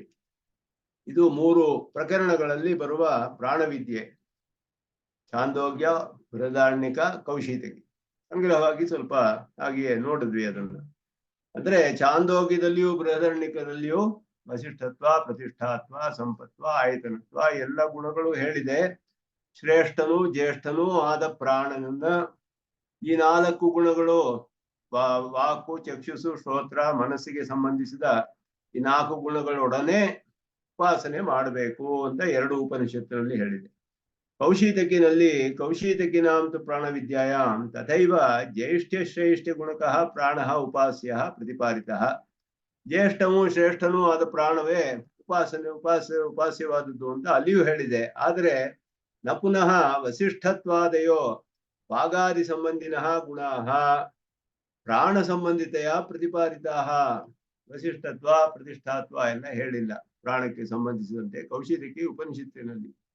ಈ 3 ಕಡೆ ಬರುತ್ತೆ ಪ್ರಾಣವಿದ್ಯೆ ಅನ್ನೋದು 3 ಬರುತ್ತೆ. ಈ ಉಪಾಸನೆ ಮಾಡುವವರಿಗೆ ಇದು ಬಹಳ ಮುಖ್ಯವಾಗಿ ತಿಳಿಬೇಕಾದ ಪ್ರಾಣವಿದ್ಯೆ. ಒಬ್ಬನಿಗೆ ಉಪಾಸನೆ ಮಾಡಬೇಕು ಅಂದ್ರೆ ಇದು 3 ಉಪನಿಷತ್ತಲ್ಲಿ ಬರೋದು ಒಂದೇನಾ ಬೇರೆನೆ, ಯಾವ ಗುಣಗಳನ್ನ ಇಟ್ಟುಕೊಂಡು ನಾವು ಹೇಗೆ ಉಪಾಸನೆ ಮಾಡಬೇಕು ಅದು ಪೂರ್ಣವಾಗಿ ಸರಿಯಾಗಿ ತಿಳಿದು ಮಾಡದೆ ಹೋದ್ರೆ ಅದರಲ್ಲಿ ದೋಷ ಬರುತ್ತೆ. ಆದ್ರಿಂದ ಇಲ್ಲಿ ಮುಖ್ಯವಾಗಿ ತಿಳಿಬೇಕಾಗುತ್ತೆ ಇದನ್ನ.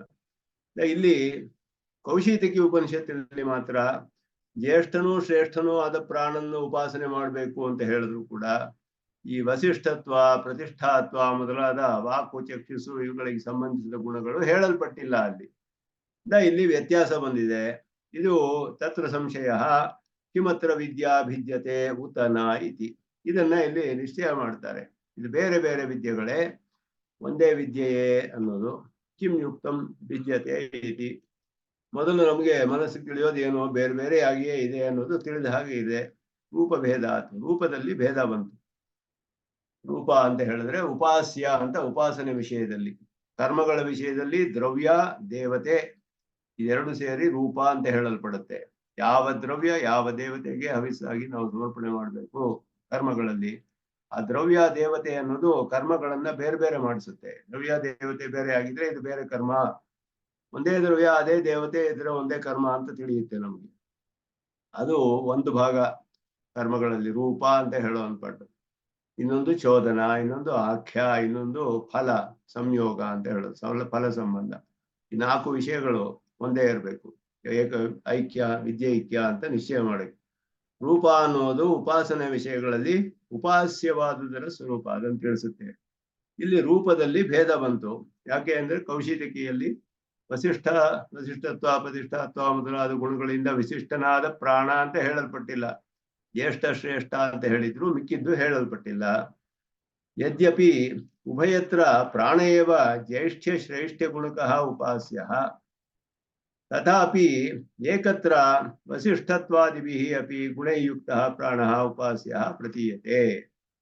ಅದರಿಂದ ಎರಡು ಕಡೆಯೂ ಅಂದ್ರೆ ಛಾಂದೋಗ್ಯ ವಾಜಸನೇಕ ಒಂದು ಗುಂಪು, ಕೌಶಿತಕಿ ಒಂದು, ಇದೆರಡರಲ್ಲಿಯೂ ಎಲ್ಲ ಜ್ಯೇಷ್ಠ ಶ್ರೇಷ್ಠ ಎರಡು ಸಮಾನವಾಗಿದ್ರು ಒಂದ್ ಕಡೆ ವಸಿಷ್ಠತ್ವ ಇದೆಲ್ಲ ಗುಣಗಳಿಂದ ಉಪಾಸ್ಯನು ಅಂತ ತಿಳಿದು ಬರುತ್ತೆ. ಕೌಶಿತಕಿಯಲ್ಲಿ ಹಾಗೆ ಇಲ್ಲ. ಇತರತ್ರತು ವಿದುರಃ ಇತಿ ಉಪಾಸ್ಯ ರೂಪ ಭೇದಾತಿ ವಿದ್ಯಾಭೇದ. ಕೌಶಿತಕಿಯಲ್ಲಿ ಅದನ್ನ ತದ್ವಿಧುರಃ ಅಂದ್ರೆ ಅದನ್ನು ಬಿಟ್ಟು ಅಂತ ಅರ್ಥ, ಅದನ್ನು ಹೊಂದಿಲ್ಲದೆ ಇರುವಂತಹವನು. ಅದನ್ನು ಹೊಂದಿದ್ದೆ ಅದು ಈ ವಸಿಷ್ಠತ್ವ ಮೊದಲಾದದ್ದು ಇಲ್ಲದೆ ಇರುವಂತಹ ಬರೀ ಜ್ಯೇಷ್ಠ ಶ್ರೇಷ್ಠ ಪ್ರಾಣನನ್ನು ಮಾತ್ರ ಹೇಳಿದೆ. ಆದ್ದರಿಂದ ರೂಪದಲ್ಲಿ ಭೇದ ಬಂತು, ಉಪಾಸ್ಯನ ಸ್ವರೂಪದಲ್ಲಿ ಭೇದ ಬಂತು. ಆದ್ದರಿಂದ ಬೇರೆ ಅಂತ ಹೇಳಿದ್ರೆ ಸಿದ್ಧಾಂತವನ್ನು ಹೇಳ್ತಾರೆ. ಇತಿ ಪ್ರಾಪ್ತೆ ಬ್ರೂಮಃ ಸರ್ವ ಅಭೇದಾತ್ ಅನ್ಯತ್ರ ಇಮೇ ಅಂತ ಸೂತ್ರಕ್ಕೆ ಅರ್ಥ ಇವಾಗ ನಮ್ಗೆ ಸ್ವಲ್ಪ ಅರ್ಥವಾಗುತ್ತೆ. ಸರ್ವ ಅಭೇದಾತ್, ಎಲ್ಲ ಕಡೆಯೂ ಯಾವ ಭೇದವೂ ಇಲ್ಲ, ಎಲ್ಲ ಒಂದೇ. ಅನ್ಯತ್ರ ಇಮೆ ಅಂತ ಹೇಳಿದ್ರೆ ಈ ವಸಿಷ್ಠತ್ವ ಮೊದಲಾದ ಗುಣಗಳು ಹೇಳದೇ ಇರೋ ಕಡೆ ಸೇರಿಸ್ಕೊಳ್ಬೇಕು ಅಂತ ಅರ್ಥ. ಸೂತ್ರಕಾರರು ಎಷ್ಟು ಒಗಟಿನಂತೆ ಸೂತ್ರಗಳನ್ನೇ ಹೇಳ್ತಾರೆ. ಸರ್ವ ಅಭೇದಾತ್ ಅನ್ಯತ್ರ ಇಮೆ ಸೂತ್ರ ನೋಡಿದ್ರೆ ಏನು ಅರ್ಥವಾಗುತ್ತೆ ನಮ್ಗೆ? ಏನು ಅರ್ಥವಾಗೋದಿಲ್ಲ ಅದರಲ್ಲಿ. ಸರ್ವ ಅಭೇದಾತ್ ಎಲ್ಲವೂ ಯಾವುದಲ್ಲೂ ಅಭೇದವಿಲ್ಲ, ಬೇರೆ ಕಡೆ ಇವುಗಳನ್ನು ಅಂತ ಅಷ್ಟೇ ಅವ್ರು ಹೇಳೋದು ಸೂತ್ರದಲ್ಲಿ. ಪ್ರಕರಣ ನೋಡಿ ಎಲ್ಲಿ ಬಂದಿದೆ ಇದು, ಯಾವ ಸೂತ್ರಗಳಾದ್ಮೇಲೆ ಇದು ಬಂದಿದೆ ಕ್ರಮದಲ್ಲಿ, ಈ ಸೂತ್ರಗಳಲ್ಲಿ ಏನನ್ನ ಆರಂಭಿಸಿದ್ದಾರೆ. ಸರ್ವ ವೇದಾಂತ ಪ್ರತ್ಯಯಂ ಚೋದನಾದ್ಯ ವಿಶೇಷ ಅಂತ ಆರಂಭಿಸಿ ಸೂತ್ರ ಜೊತೆ ಅದರಾದ ಮೇಲೆ ಈ ಸೂತ್ರಗಳು ಎಲ್ಲ ಅದಕ್ಕೆ ಸೇರಿದ ಹಾಗೆ ಬರ್ತಾ ಇದೆ ಇಲ್ಲಿ ಕ್ರಮದಲ್ಲಿ. ಅದರಿಂದ ಇದೆಲ್ಲ ಉಪಾಸನೆಯ ವಿಷಯವು ಅಂತ ತಿಳಿಯುತ್ತೆ ನಮ್ಗೆ. ಮೊದಲು ಬಂದ ಸೂತ್ರಗಳೆಲ್ಲ ಬೇರೆ, ಅದು ನೋಡಿದ್ರೆ ಹೇಗೆ ಅದನ್ನ ಅಧ್ಯಾಯಗಳಾಗಿ, ಅಧಿಕರಣಗಳಾಗಿ, ಪಾದಗಳಾಗಿ, ಅಧಿಕರಣಗಳಾಗಿ ಹೀಗೆ ವಿಭಜನೆ ಮಾಡಿರೋದು ಆಶ್ಚರ್ಯವಾದ ವಿಷಯ. ಶಂಕರರು ಮೊದಲೇ ಮಾಡಿಬಿಟ್ರು ಅದನ್ನ. ಅವರ ಬ್ರಹ್ಮಸೂತ್ರ ಭಾಷ್ಯವೇ ಬಹಳ ಪ್ರಾಚೀನವಾದ ಸಿಕ್ಕಿರೋದು. ಶಂಕರ ಭಾಷ್ಯ ಇತ್ತು, ಅದ ಮೇಲೆ ಇವರಿಗೆ ಬೋಧಾಯನ ವೃತ್ತಿಯೂ ಇತ್ತು. ಅದರಿಂದ ಭಾಷ್ಯಕಾರರಿಗೆ ಅದು ಸುಲಭವಾಗಿ ಮಾಡೋಕೆ ಸಾಧ್ಯವಾಯಿತು. ಆದ್ರೆ ಅಲ್ಲಿ ಇದ್ದಿದ್ದ ವ್ಯತ್ಯಾಸಗಳನ್ನೆಲ್ಲ ತೆಗೆದು ಸಿದ್ಧಾಂತವನ್ನ ನಿರೂಪಣೆ ಮಾಡ್ತಾರೆ. ಅಂದ್ರೆ ಸೂತ್ರಗಳಿಗೆ ಅರ್ಥ ಮಾಡೋದು ಎಷ್ಟು ಸೂತ್ರಕಾರರು, ಈ ಭಾಷ್ಯಕಾರರಿಗೆ ಎಷ್ಟು ರೆಸ್ಪಾನ್ಸಿಬಿಲಿಟಿ ಇದೆ ಅಂತ ತಿಳಿಯುತ್ತೆ. ಯಾವುದು ಒಂದು ಕಡೆಯೂ ಒಂದು ವಿರೋಧ ಬರಬಾರ್ದು. ಇಷ್ಟು ಸೂತ್ರಗಳಿಗೂ ವ್ಯಾಖ್ಯಾನ ಮಾಡಿದ್ರು ಪರಸ್ಪರ ಒಂದು ಕಡೆ ಒಂದು ವಿರೋಧ ಬರದೇ ಇರೋ ಹಾಗಿರ್ಬೇಕು, ಶ್ರುತಿಗಳಲ್ಲಿ ವಿರೋಧ ಬರಬಾರ್ದು, ಆ ರೀತಿ ವ್ಯಾಖ್ಯಾನ ಮಾಡು.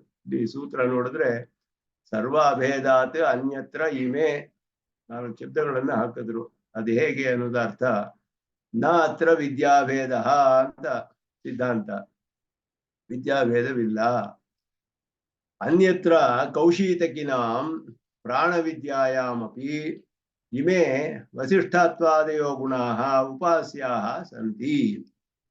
ಅದು ಅವರ ಅಭಿಪ್ರಾಯ, ಸೂತ್ರಕಾರರ ಅಭಿಪ್ರಾಯ. ಅನ್ಯತ್ರ ಅಂತ ಹೇಳಿದ್ರೆ ಕೌಶೀತಕಿ ಉಪನಿಷತ್ತಿನ ಪ್ರಾಣವಿದ್ಯೆ ಅಂತ ಅವ್ರ ಮನಸ್ಸಿನಲ್ಲಿ ಹೇಳಿ ಇಟ್ಕೊಂಡು ಬರ್ದಿ ಅನ್ಯತ್ರ ಅಂತ ಬರೆದ್ರು ಅಷ್ಟೇ. ಅವರು ಇನ್ನೇನು ಬರೀಲಿಲ್ಲ, ಬರೀ ಅನ್ಯತ್ರ ಅಂತ ಹೇಳಿದ್ರೆ ಕೌಶೀತಕಿ ಉಪನಿಷತ್ತಿನ ಪ್ರಾಣವಿದ್ಯೆಯಲ್ಲಿ ವಸಿಷ್ಠತ್ವ ಮೊದಲಾದ ಗುಣಗಳು ಉಪಾಸ್ಯನಿಗೆ ಸೇರಿಲ್ಪಟ್ಟಿದೆ, ಸೇರಿಸ್ಕೊಳ್ಬೇಕು. ಇಮೆ ಅಂತ ಹೇಳಿದ್ರೆ ಈ ಗುಣಗಳು, ವಸಿಷ್ಠತ್ವಾದಿ ಗುಣಗಳನ್ನೆಲ್ಲ ಸೇರಿಸ್ಕೊಳ್ಬೇಕು. ಯಾಕೆ ಅಂದ್ರೆ ಸರ್ವ ಅಭೇದಾತ್, ಎಲ್ಲಿಯೂ ಭೇದವಿಲ್ಲ ಅಂತ ಪ್ರಾಣವಿದ್ಯೆಯಲ್ಲಿ. ಪ್ರತಿಜ್ಞಾತ ಪ್ರಾಣ ಜ್ಯೇಷ್ಠ್ಯ ಶ್ರೇಷ್ಠೆಯ ಉಪಪಾದನ ಪ್ರಕಾರಸ್ಯ ಸರ್ವಸ್ಯ ತತ್ರಾಪಿ ಅಭೇದಾತ್. ಪ್ರತಿಜ್ಞಾತವಾದ ಪ್ರಾಣ, ಅದರಲ್ಲ ಜ್ಯೇಷ್ಠ ಶ್ರೇಷ್ಠ ಅಂತ ಯಾವುದು ತಿಳಿದು ಬಂದಿದೆಯೋ ಆ ಪ್ರಾಣ ಅಂತ ಹೇಳುವುದು, ಅದರ ಉಪಪಾದನೆಯ ಪ್ರಕಾರದಲ್ಲಿ ಎಲ್ಲ ಕಡೆಯೂ ಯಾವ ಭೇದವೂ ಇಲ್ಲ ಅಂತ ಅರ್ಥ. ಅಂದ್ರೆ ಈ ಗುಣಗಳು ಕೊಡಲ್ಪಟ್ಟಿರೋದ್ರಿಂದ ಪ್ರಾಣಕ್ಕ ಗುಣಗಳು ಇದ್ದೇ ಇದೆ ಅನ್ನೋದು ತಿಳಿದು ಬಿಡುತ್ತೆ. ಗುಣಗಳು ಹೇಳದೆ ಹೋದ್ರು ಅದು ಇದೆಯಲ್ಲ, ಗುಣ ಕೊಟ್ಟಿರೋದು ಸತ್ಯ.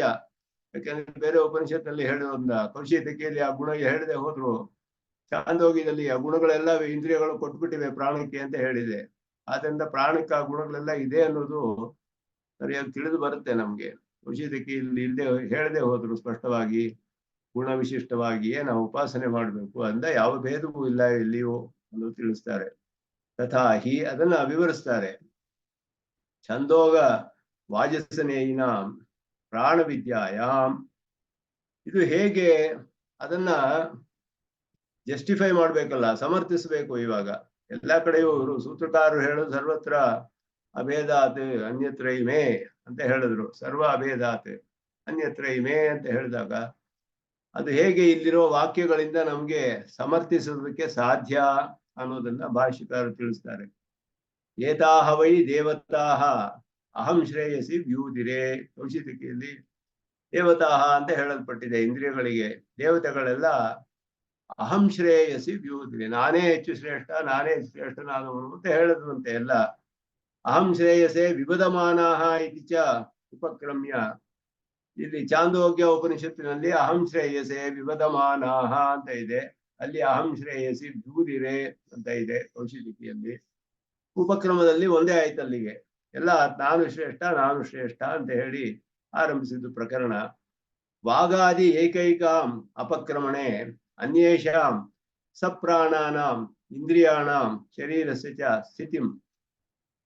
ವಾಗಾದಿ ಏಕೈಕ ಅಪಕ್ರಮಣೆ, ಅಪಕ್ರಮ ಅಂದ್ರೆ ದೂರ ಹೋಗೋದು ಅಂತ ಅರ್ಥ. ವಾಕು ಮೊದಲಾದ ಒಂದೊಂದು ಇಂದ್ರಿಯವು ಶರೀರವನ್ನು ಬಿಟ್ಟು ದೂರ ಹೋಯ್ತು, ಬಿಟ್ಟು ಹೋಗ್ಬಿಟ್ಟು ಒಂದು ವರ್ಷ. ಅನ್ಯೇಷಾಂ ಸಪ್ರಾಣಾನಾಂ, ಪ್ರಾಣದ ಜೊತೆ ಇರುವ ಮಿಕ್ಕ ಇಂದ್ರಿಯಗಳು, ಇಂದ್ರಿಯಾಣಾಂ ಇಂದ್ರಿಯಗಳು, ಶರೀರಸ್ಯ ಚ ಶರೀರವು ಚ ಸ್ಥಿತಿಂ ತತ್ತತ್ ಕಾರ್ಯಂ ಚ ಅವಿಕಲಂ ಪ್ರತಿಪಾದ್ಯ. ಯಾವ ಒಂದು ಇಂದ್ರಿಯ ಹೋಯ್ತೋ ಅದೊಂದು ಇಂದ್ರಿಯದ ಕೆಲಸ ಆಗ್ಲಿಲ್ವೇ ಹೊರತು ಮಿಕ್ಕ ಎಲ್ಲ ಇಂದ್ರಿಯಗಳು, ಪ್ರಾಣವು, ಎಲ್ಲ ಶರೀರವು ಅದ್ರ ಪಾಡಿಗೆ ಕೆಲಸ ಎಲ್ಲ ಮಾಡ್ಕೊಂಡಿದ್ವು ಅನ್ನೋದನ್ನ ಪ್ರತಿಪಾದನೆ ಮಾಡಿ, ಪ್ರಾಣೋತ್ಕ್ರಮಣೆ ಕಡೆಯಲ್ಲಿ ಪ್ರಾಣ ಉತ್ಕ್ರಮಕ್ಕೆ ಆರಂಭಿಸಿತು. ತಂ ಪ್ರಾಣಂ ಉತ್ಕ್ರಾಮಂತಂ ಸರ್ವೇ ಪ್ರಾಣಾಹ ಅನುತ್ಕ್ರಾಮಂತಿ ಸುತ್ತಿ ಹೇಳುತ್ತೆ. ಎಲ್ಲಾ ಇಂದ್ರಿಯಗಳು ಅದು ಹಿಂದೆ ಹೋಗಿ ಶುರು ಮಾಡ್ಬಿಡುತ್ತೆ. ಒಂದು ಪ್ರಾಣ ಸ್ವಲ್ಪ ಹೋಗೋದಕ್ಕೆ ಶುರು ಮಾಡ್ತಂತೆ ಎಲ್ಲ ಇಂದ್ರಿಯಗಳು ಅಲ್ಲಿಂದ ಸೆಳೆಯಲ್ಪಟ್ಟು ಎಳೆದುಕೊಂಡು ಹೋಗಿ ಶುರು ಮಾಡ್ಬಿಟ್ಟು ತಕ್ಷಣ ಎಲ್ಲ ಮೋತ್ಕ್ರಾಮಿ ಅಂತ ಕೂತ್ಕೊಂಡುವಂತೆ ಎಲ್ಲ ಉತ್ಕ್ರಮಿಸಬೇಡ ಅಂತ. ಅದರಿಂದ ಅದು ಬರುತ್ತೆ. ಅದನ್ನ ಪ್ರಾಣ ಉತ್ಕ್ರಮಣೆ ಸರ್ವೇಷಾಂ ವಿಶರಣ ಕಾರ್ಯಕರತ್ವಂ ಚ ವಿಧಾಯ. ವಿಶರಣಂ ಅಕಾರ್ಯಕರತ್ವಂ, ವಿಶರಣಂ ಅಕಾರ್ಯಕರತ್ವಂ. ವಿಶರಣ ಅಂದ್ರೆ ಡಿಕಂಪೋಸಿಷನ್, ಎಲ್ಲ ಬಿಟ್ಟು ಹೋಗೋದು, ಎಲ್ಲ ನಾಶವಾಗ್ಬಿಡೋದು, ಹಾಗೆ ಕ್ಷೀಣವಾಗ್ಬಿಡೋದು. ಅಕಾರ್ಯಕರತ್ವಂಚ, ಕೆಲಸ ಮಾಡೋದಕ್ಕೆ ಆಗದೆ ಇರುವಂತಹದ್ದು, ಅದನ್ನು ಹೇಳಿ ಸರ್ವೇಷಾಂ ಪ್ರಾಣಾಧೀನ ಸ್ಥಿತಿತ್ವ ತದಧೀನ ಕಾರ್ಯತ್ವಾಭ್ಯಾಂ ಪ್ರಾಣಸ್ಯ ಜ್ಯೇಷ್ಠ್ಯಂ ಉಪಪಾದಿತಂ. ಎಲ್ಲಾ ಇಂದ್ರಿಯಗಳು ಕೂಡ ಪ್ರಾಣಕ್ಕೆ ಅಧೀನವಾದ ಸ್ಥಿತಿಯು, ಪ್ರಾಣಕ್ಕೆ ಅಧೀನವಾದ ಕಾರ್ಯಕರತ್ವ, ಎಲ್ಲವೂ ಕೂಡ ಎರಡೂ ಕೂಡ ಪ್ರಾಣಾಧೀನವಾದದ್ದೇ. ಪ್ರಾಣವಿಲ್ಲದೆ ಹೋದ್ರೆ ಅದು ಇರೋದಕ್ಕೂ ಆಗೋದಿಲ್ಲ, ಕೆಲಸ ಮಾಡೋದಕ್ಕೂ ಆಗೋದಿಲ್ಲ ಅನ್ನೋದು ಹೇಳಿ ಪ್ರಾಣಸ್ಯ ಜ್ಯೇಷ್ಠ್ಯಂ ಉಪಪಾದಿತಂ. ಏವಂ ಉಪಪಾದಿತಂ ವಾಗಾದಿಕ ಕಾರ್ಯಸ್ಯ ಪ್ರಾಣಾಧೀನತ್ವಂ ಅಥ ಹೈನಂ ವಾಗು ವಾಚ ಯದಹಂ ವಸಿಷ್ಠಾತ್ಮಿ ತ್ವಂ ವಸಿಷ್ಠಂ ತದ್ವಸಿಷ್ಠೋಸಿ. ಈಗ ಹೇಳಿದ ವಾಕ್ಯ ಮೊದಲಾದ ಅವುಗಳ ಕಾರ್ಯಗಳೆಲ್ಲ ಪ್ರಾಣಕ್ಕೆ ಅಧೀನವಾಗಿದೆ ಅಂತ ಹೇಳಿ ಆ ವಾಕು ಅವಾಗ ಹೇಳಿದಂತೆ, ನಾನು ವಸಿಷ್ಠತ್ವ ಅನ್ನೋದು ನನಗೆ ಇದೆಯಲ್ಲ, ಅದನ್ನ ನಿನಗೆ ಕೊಡ್ತಾ ಇದ್ದೀನಿ, ನೀನೇ ವಸಿಷ್ಠನು ಅಂತ ಹೇಳಿ ಅವನಿಗೆ ಪ್ರಾಣಕ್ಕೆ ಹೇಳತಂತೆ. ಯದಹಂ ವಸಿಷ್ಠ ಅಸ್ಮಿ ತ್ವಂ ತದ್ವಸಿಷ್ಠೋಸಿ ಇತ್ಯಾದಿನ ವಾಗಾದಿಭಿ ಅನೂದ್ಯತೆ. ವಾಕು ಮೊದಲಾದದ್ದೆಲ್ಲ ಹೇಳಲ್ಪಟ್ಟಿದೆ. ಕೌಶಿತಕಿಯಲ್ಲಿ ಕೌಶಿತಕಿನ ಪ್ರಾಣವಿದ್ಯಾಮಪಿ ಪ್ರಾಣಜ್ಯೇಷ್ಠ್ಯ ಶ್ರೇಷ್ಠ ಪ್ರತಿಪಾದನಾಯ ವಾಗಾದಿಷು ವಸಿಷ್ಠತ್ವಾದೇಹ ಪ್ರತಿಪಾದಿತ. ಪ್ರಾಣದ ಜ್ಯೇಷ್ಠ ಶ್ರೇಷ್ಠವನ್ನು ಹೇಳುವುದಕ್ಕೋಸ್ಕರವೇ ವಾಕು ಮೊದಲಾದಲ್ಲಿ ವಸಿಷ್ಠತ್ವ ಮೊದಲ ಪ್ರತಿಪಾದವಾಗಿರೋದು.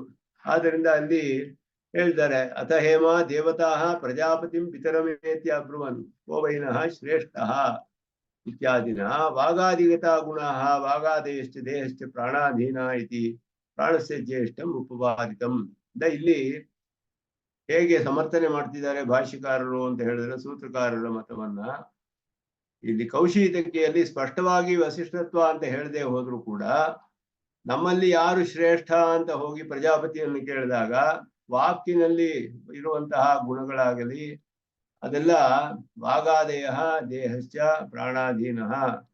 ಆ ಗುಣಗಳು ವಾಕಿನ ಮೊದಲಾದಲ್ಲಿ ಇರುವ ಗುಣಗಳು, ವಾಕು ಮೊದಲಾದವು, ದೇಹ ಎಲ್ಲವೂ ಪ್ರಾಣಕ್ಕೆ ಅಧೀನ ಅನ್ನೋದು ತಿಳಿದೇ ಎಲ್ಲಾ ಕಾರಣಗಳಿಂದಲೂ ಪ್ರಾಣಕ್ಕೆ ಜ್ಯೇಷ್ಠವಾದದ್ದು ಅನ್ನೋದು ಪ್ರತಿಪಾದಿತವಾಗಿದೆ ಅಂತ ಅರ್ಥ. ಅಂದ್ರೆ ವಾಕು ವಸಿಷ್ಠತ್ವ ಅಂತ ಹೇಳದೆ ಹೋದ್ರೆ ಪ್ರಾಣಕ್ಕೆ ಆ ಗುಣ ಇಲ್ಲ ಅಂತ ಅರ್ಥವಲ್ಲ. ವಾಕಿನ ಪೂರ್ಣವಾಗಿ ಪ್ರಾಣದ ಅಧೀನದಲ್ಲಿಯೇ ಇರೋದು. ಅದರ ಕಾರ್ಯ, ಕೆಲಸ ಮಾಡೋದು, ಸ್ಥಿತಿ ಎಲ್ಲವೂ ಪ್ರಾಣದ ಅಧೀನವಾದ್ದರಿಂದ ಅವುಗಳ ಗುಣಗಳು ಅದರ ಅಧೀನವಾಗುತ್ತೆ. ಆದ್ದರಿಂದ ಅಲ್ಲಿ ಬೇರೆಯಾಗಿ ಹೇಳಬೇಕಾದ ಅವಶ್ಯಕತೆ ಇಲ್ಲ. ವಾಗಾದಿಭಿ ಸ್ವಸ್ವಗುಣಾನ ವಸಿಷ್ಠತ್ವಾದೀನ ಪ್ರಾಣಾಧೀನತ್ವ ಅನುವಾದ ಮಾತ್ರ ತು ನ ಕೃತಂ.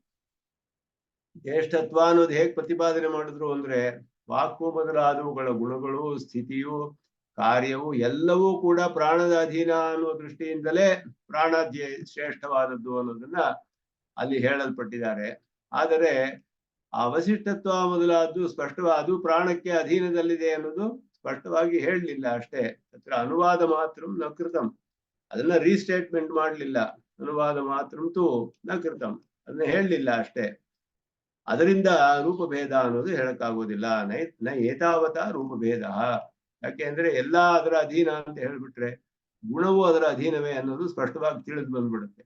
ಆದ್ರಿಂದ ಅದು ಗುಣ ಸ್ಪಷ್ಟವಾಗಿ ಹೇಳೋದು ಅವಶ್ಯಕತೆ ಇಲ್ಲ ಅನ್ನೋದು ಹೇಳ್ತಿದ್ದಾರೆ. ವಾಗಾದೀನಾಂ ವಸಿಷ್ಠತ್ವಾದಿ ಗುಣಾನ್ವಿತಾನಾಂ, ವಸಿಷ್ಠತ್ವ ಮೊದಲಾದ ಗುಣಗಳೊಡನೆ ಅನ್ವಿತವಾದ ವಾಕು, ಚಕ್ಷುಸ್ಸು, ಶ್ರೋತ್ರ, ಮನಸ್ಸು ಮೊದಲಾದವುಗಳೆಲ್ಲ ಪ್ರಾಣಾಧೀನ ಕಾರ್ಯತ್ವ ಉಪಪಾದನೇನ ಏವ, ಪ್ರಾಣದ ಅಧೀನದಲ್ಲಿಯೇ ಅವುಗಳೆಲ್ಲ ಕೆಲಸ ಮಾಡೋಕ್ಕೆ ಆಗುತ್ತೆ ಅನ್ನೋದನ್ನ ಉಪಪಾದನೆ ಮಾಡಿರೋದ್ರಿಂದಲೇ ಪ್ರಾಣಸ್ಯ ವಾಗಾದಿ ವಸಿಷ್ಠತ್ವಾದಿ ಗುಣ ಹೇತುತ್ವಸ್ಯ ಸಿದ್ಧತ್ವಾತ್, ಪ್ರಾಣವೇ ಅದಕ್ಕೆಲ್ಲ ಕಾರಣ ಅನ್ನೋದು ಸಿದ್ಧವಾಯ್ತಲ್ಲಿಗೆ.